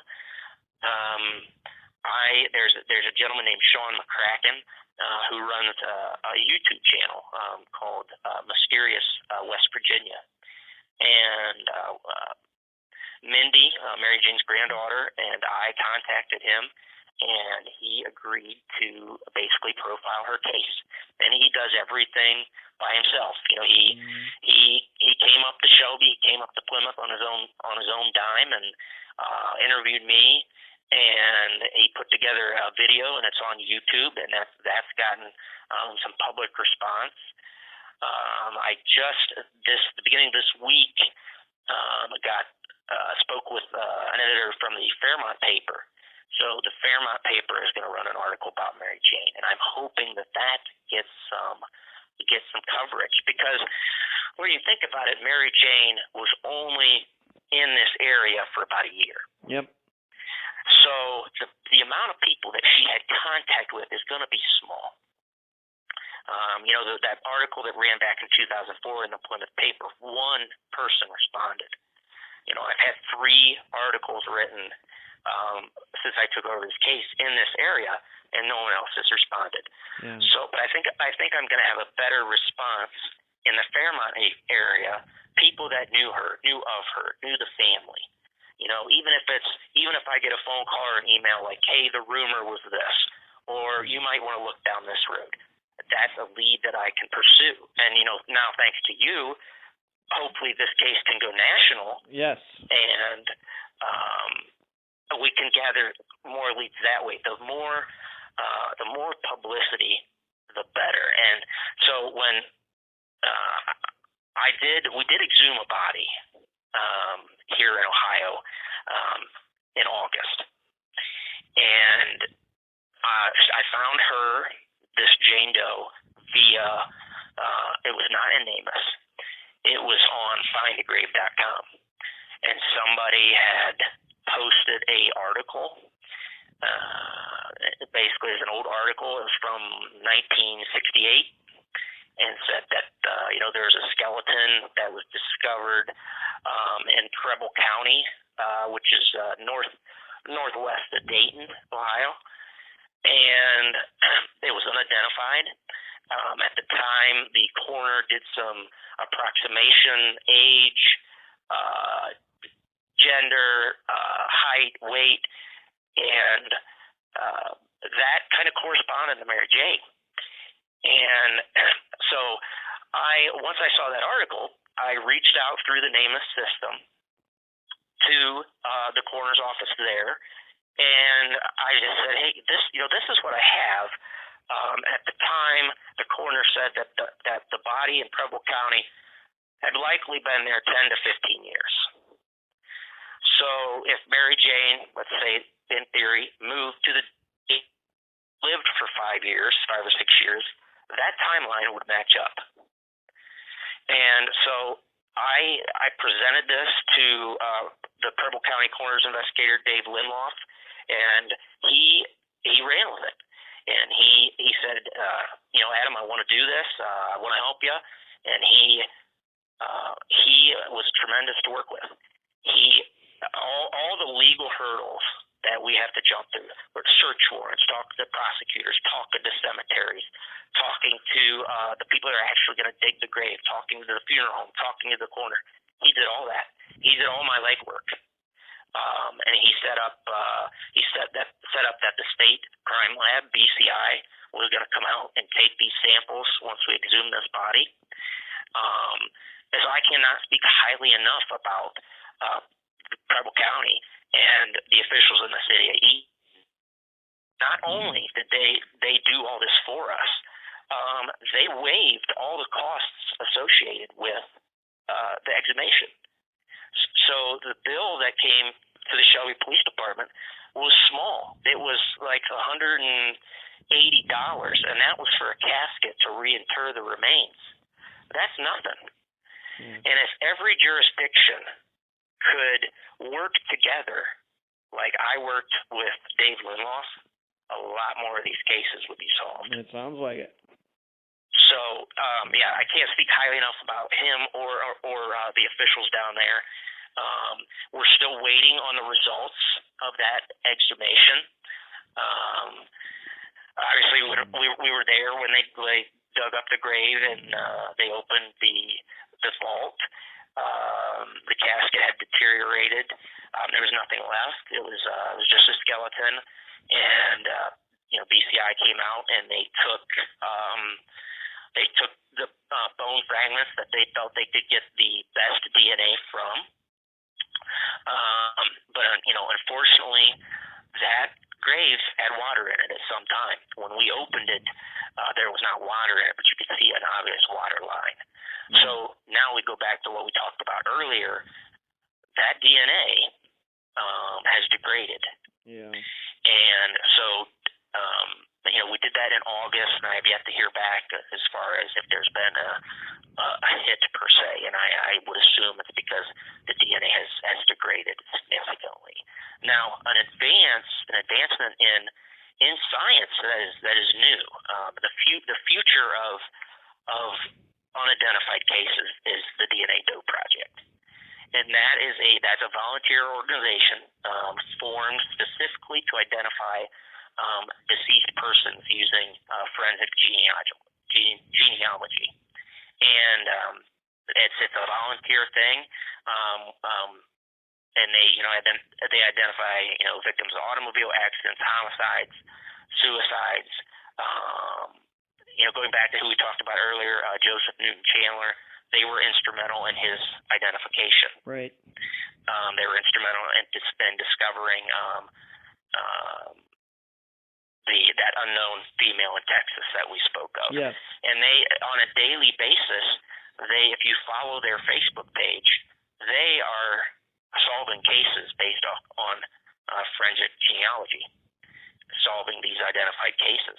And so we spoke to Dr. Colleen Fitzpatrick, who started the DNA Doe Project, and I said, basically she said, if you can't get a usable sample from your exhumation, we would be willing to assist you. Because they check for different DNA markers, and they have different processes than like our state crime lab would do. And if they had a little bit, let's say they had a fragment of DNA that they could enter into one of those genealogical databases, they could at least identify who that Jane Doe was. Now, it might not be Mary Jane, but it's somebody. It's somebody. And it's somebody. It's somebody's sister. It's somebody's mother. Somebody's daughter. And so that is kind of an add-on bonus to this investigation, is that the more thorough I am in locating unidentified remains, I'm going to give somebody else closure. I'm going to give another family closure, another agency. I found also through findagrave.com, I found an article about a Jane Doe in Indiana who had been shot to death in 1976 and buried in a wooden box in a shallow grave in a field. And I called the coroner's office there, and I said, hey, this is my case. What do you have for your case? And he said, we're a smaller agency. We don't have the resources. It's kind of a case that's plagued our agency for years. And I'm sorry, I don't have more for you. And about a month later, I read an article where he had exhumed those remains. And he said specifically, after speaking with an investigator from Ohio who mentioned the case, the decision was made to do an exhumation. So Mary Jane's case and Mary Jane's disappearance is affecting other cases. And so that's kind of why, that's another reason why I'm working so hard on it, is because there's other aspects going on here. Being that we've talked about NamUs, I have to admit that even before I started this program, I used to go to that site and look at missing people and then look at the unidentified remains. And I think that the general perception would be that, well, this should be easy. You got all these missing people in one column. You got all these unidentified remains in this other column. It should be easy to match up, especially considering how many thousands of people are on there, missing persons, and then how many thousands of unidentified remains on there. But the fact is that matching up both columns doesn't happen as much as we would think. It's very, very difficult. Being that you've been doing this now for over a year, any ideas of why that is? Why it's not easy to just pick, well, I got this white 45-year-old female here. All I have to do is go over to this column, and you'd think it'd be easy as that. Why do you think it's not? A lot of it has to do with the information that's inputted into that system. If let's say the age range is off, which it frequently is in estimation. Sometimes the race has been off. Depending on the factors of when and how the body was recovered, a lot of the estimations of height and weight are a best guess. So, if there's that factor, and then there's a factor of the person actually putting the information into the system. If they mischeck a box, if they say that, it's estimated she had brown hair when it was really a sandy or a blonde, that's going to throw off the statistics. That's going to throw off the column or the matches. Another problem is there are states that don't mandate this is used. So there are some that have. There are some that have passed legislation that coroner's offices, medical examiners, police departments, when you have an unidentified body, is entered into the system. And unfortunately, Ohio is not one of those states. I would like it to be, and I'm hopeful that they are in the near future, but currently they're not. So some agencies, they'll get unidentified remains. They'll take DNA. They might submit it to the crime lab. They might not. They might take fingerprints, they might not. I mean, historically, there are some, and this is also a tragedy. Historically, some departments would maybe fingerprint them, maybe take an impression of their teeth, and then they would cremate the remains. Yeah. So any chance of getting DNA, is lost to time. But as far as the NamUs system, it is a wonderful system. But if to my law enforcement colleagues, to anybody that listens to your program who knows of a missing person in their jurisdiction, they're buried in a local cemetery, check NamUs. Check NamUs to see if they're there. If they're not, start asking some questions. Start going through some old newspaper articles, find old reports, get as much information you can into that system. That is key. Yeah. And if we could get everybody on board, every agency across this country, law enforcement, medical examiners' offices, to get and enter information into that system, we would start solving more of these cases. Yeah, because we have to remember that, like you said, NamUs is not that old. NamUs is still in its infancy. It's been around 13 years, but still infancy. Still trying to catch up with many older cases from the 1980s, 70s, 60s, and then of course we have all the missing persons cases that are happening every day. So it's something that's going to continue to be refined. And I think what I'm saying is, you go to NamUs and you look at the unidentified remains section of it. It's not a section I go to much these days. But you'd think, once again, it'd just be a simple, okay, we got this unidentified remains. All I have to do is go to the other section on NamUs or go to the Charlie Project, because surely somebody filed a missing persons report somewhere for this person, but then you go over there and you don't find anybody. And it's surprising how many, it's not as easy to match up, like I said, as you think. And a lot of reasons could be like, for what you said, is many jurisdictions just don't input the information. Mm-hmm. That's exactly right. And in some of these unidentified cases, a lot of the ones that the DNA Dope Project has focused on and identified, their families have never made an official missing persons report. That's true. Even with this case with Rose was never listed as a missing person, even though no one knew where she was. Yes. And there, the buckskin doe, which was the DNA Dope Project's one of their first identifications. She was found in Ohio, around Troy, Ohio. They identified her very quickly, and no missing persons report was ever filed. So if we can get, there used to be this notion that somebody had to be gone for 24 to 48 hours before any law enforcement can get involved. That is not true. We can get involved right away. And why do departments? I got to ask you, being that I have a police officer on the line right now, and you should know, Adam, that one of the reasons I get a lot of questions, why don't I have more police officers, investigators on the program? And I'm just being honest with you. The reason I don't have them on is because they don't tell you anything. I'm in the information business. I'm not in the legal business. I'm in the information business, and generally, police officers, investigators don't want to tell you anything for reasons that we've already talked about, especially with newer cases, putting information out there. So I've only ever had one other police officer ever on the program in 3.5 years.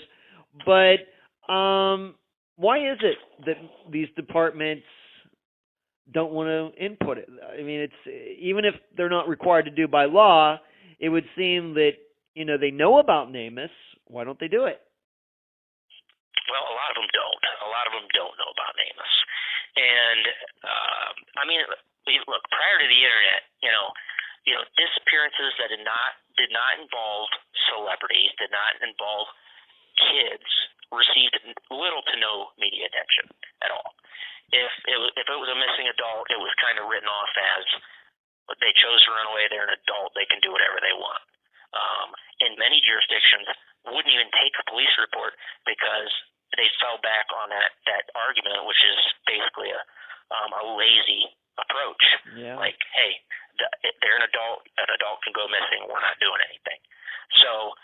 that right there is where the problem begins, because once law enforcement becomes involved and says, oh, hey, look, we might actually have a problem here, this person still hasn't turned up, months, sometimes years have passed.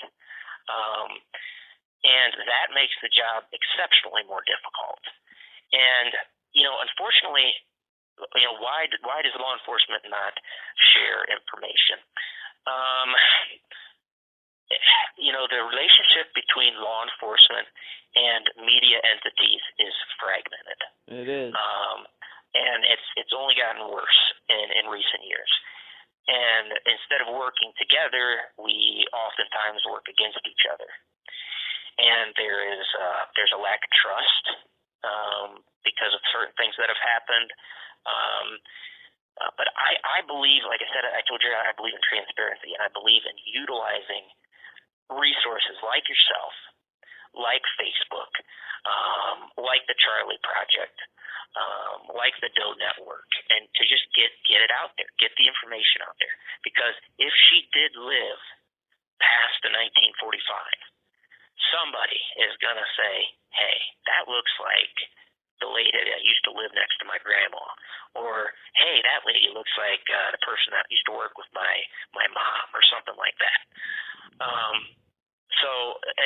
And that's my hope. Why don't police agencies share more information? Sometimes they want to protect the family and friends from unnecessary heartaches that certain types of information can produce. Disappearances surrounding maybe a missing person's last known whereabouts or what they were doing at the time can oftentimes be disturbing to family members. So most police officers will err on the side of caution, when it comes to exposing family members to unnecessary information. And in today's media environment, there are some inaccuracies that are often reported, and that is kind of a motivation for some agencies not to release certain case details. And this gives family members and the media the impression that nothing is being done. And I'll be the first to tell you, a lot of times that's true, nothing's being done. That's true. But That's true. but in other times, some stuff is going on behind the scenes. Just information is not being utilized or not being released. Adam, I don't know how, being that you're talking about social media, et cetera, and I don't know how old you are. I think I'm well older than you are. But do you think it is an age thing? Do you think maybe because you are a younger investigator, younger police officer, that you embrace social media technology a little bit more maybe Yes. than men and women who came into the law enforcement profession when they were still doing things on typewriters? Absolutely. That's a huge component. My drive to do this is for to help that family, help her family with closure. My parents owned a funeral home, and I actually grew up living above a funeral home until I moved out and went to college. But so I saw, from the beginning of my life, the toll that death takes. Yeah. And I saw it, in the families that came in and the friends, and I know death. I have a very unique perspective on it. So that is a motivation for me, is to get these families some closure. But also what you were saying as far as the internet, the younger generation who has that motivation, who would have a motivation like mine, and who embrace social media, that they are going to solve cases just by that alone. And like I said, I think some people, the older investigators, are apprehensive to use technology. Maybe they don't know how to, or they don't trust it. They're worried, about certain data getting released that shouldn't get released. but like to Chief Combs' credit, he saw the passion that I have, and I'm not as young as I used to be, but I would still consider myself younger.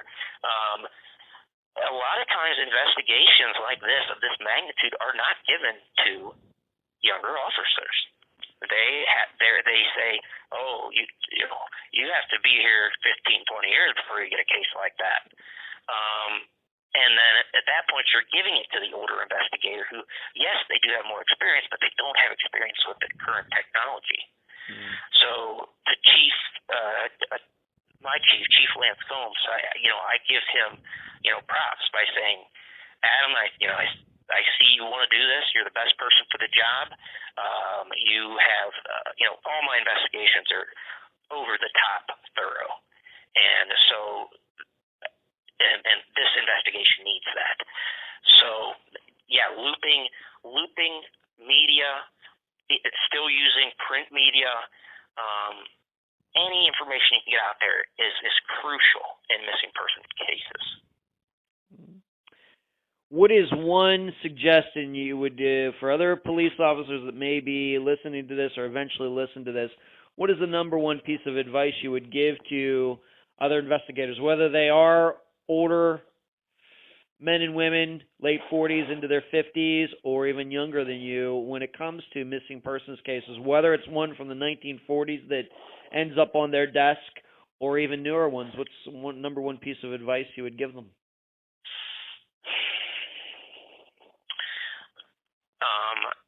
Relook at everything. Get that file out. Dust off. If you know of a missing person, if you know of an unidentified body in your jurisdiction, you need to go down to your records room and pull those files out, dust them off, and go through absolutely everything with a fine-tooth comb. If that means re-entering old information into a new computer system, so it's fresh, so it's easily accessible, do it. If that means tracking down places where this person might have lived and going there and taking photographs and tracking down people that might have lived there, neighbors that could have been lived near there, do it. Get as much information as you can. Document. And once you have what you believe is a good profile of a missing person or an unidentified person, get that information into NamUs as soon as possible. Get that information in there. Reach out to the Charlie Project. Reach out to the Doe Network. Get your missing person or your unidentified person's picture on the front page of the newspaper or on the front page of a newspaper's website. Get the public re-interested in it. Go to websites like Web Sleuths. Kind of make yourself a little vulnerable. Say, hey, I don't know everything. I need your help. I need some more eyes on this. I think a lot of times law enforcement kind of says, hey, we're on this side of the fence. You're on the other. Let us do our job. But volunteers, there are people out there that will volunteer to assist you. Absolutely. And will volunteer in digging up information for you, and that's something that I've utilized. Sure. My brother, I ask him to look something up for me, and he does it. There are several people that have contacted me through my email address or Facebook message me and say, hey, I'd love to help. And I'd say, okay, this is what I want you to do. And I'll give them a task, and they do it. Volunteers can provide a different perspective. They can get that missing persons case off a shelf, get it a fresh set of eyes, and maybe discover some inconsistencies or gaps in documentation. And citizen sleuths, they may have the time to do background work. Such as arranging case files or making spreadsheets of family members, making a genealogical tree, and that can kind of free up detectives from what could be called busy work. Right. And there are volunteers that know the ins and outs of web design, historical genealogical research, or software expertise that will give you their opinion or help you for free. You just have to ask. So, my advice would be to do everything that I just said. And if you could, if possible, do everything you can to find out where the unidentified person, the body is buried, and if you can financially and legally exhume the body, and get DNA. Send it to your local crime lab. See what they can come up with. If they don't come up with it, utilize the DNA Dope Project, because they are the future in unidentified persons cases. Adam, if somebody out there wants to help you, like you said, citizen sleuths, or if they know something, they think they may know something about Mary Jane's disappearance, how can people reach you? They can call the Shelby Police Department and ask for me, and that phone number is 419-347-2242. And if I'm not here, leave me a voicemail. My voicemail comes to my personal cell phone, so I can listen to it wherever I am, even if I'm off duty.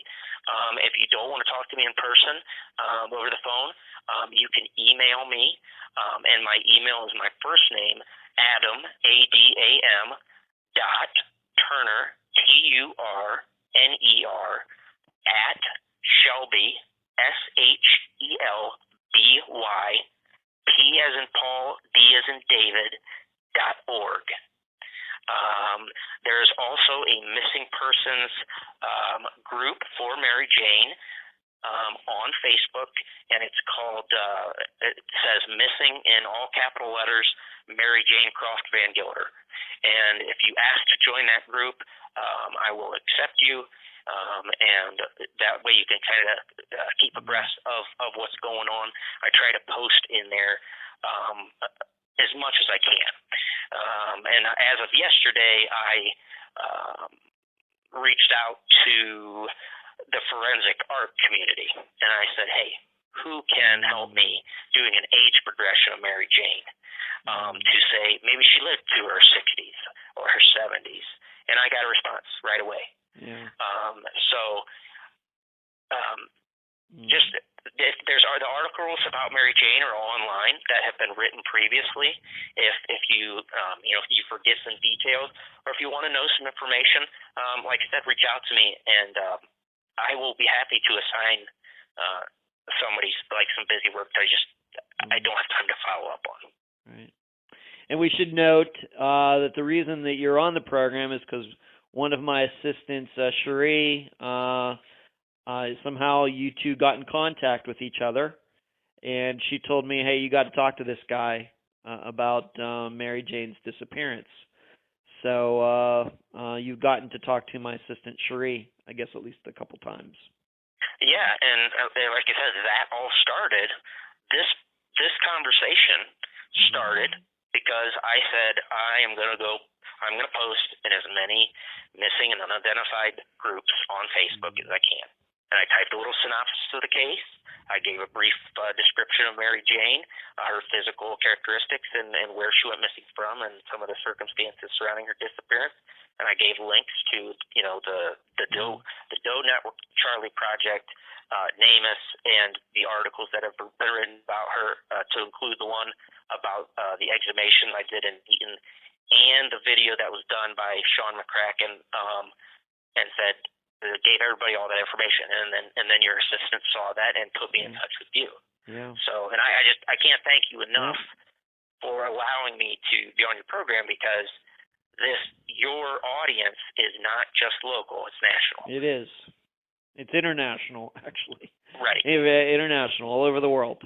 Australia, Europe, everywhere. Africa, everywhere. We have listeners everywhere. That's true. It is. That's awesome. Yes. That is awesome. Yes. So, and as the listeners know, all of my assistants are volunteers. So when you talk about volunteer sleuthing and volunteer helping and everything, I mean, that should not be diminished. The volunteers are great. They're very, because Absolutely. they come to it with passion.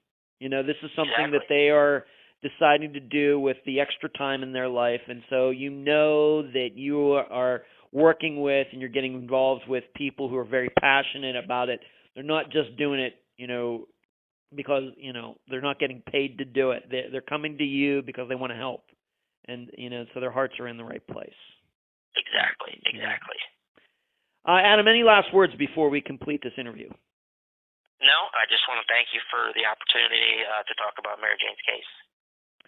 Adam, you're very welcome, and I hope you will keep us posted, and both myself and Cherie keep us posted on your progress. I sure will. And I appreciate you being on this episode of Unfound. Thank you. You're welcome.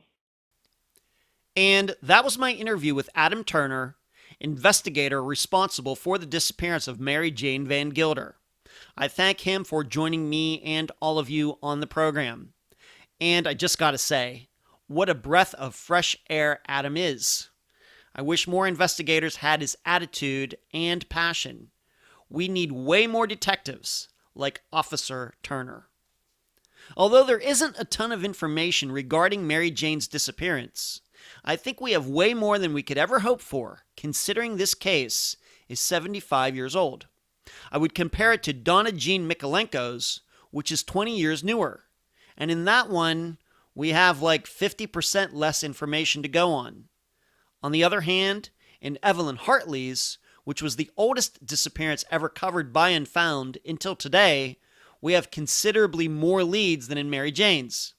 And Evelyn's is only 8 years younger. So maybe it cuts both ways. There are 2 points in my opinion that need to be analyzed. Number 1, why would Mary Jane lie about the reason she was quitting the depot? Because she had no household. She was living by herself.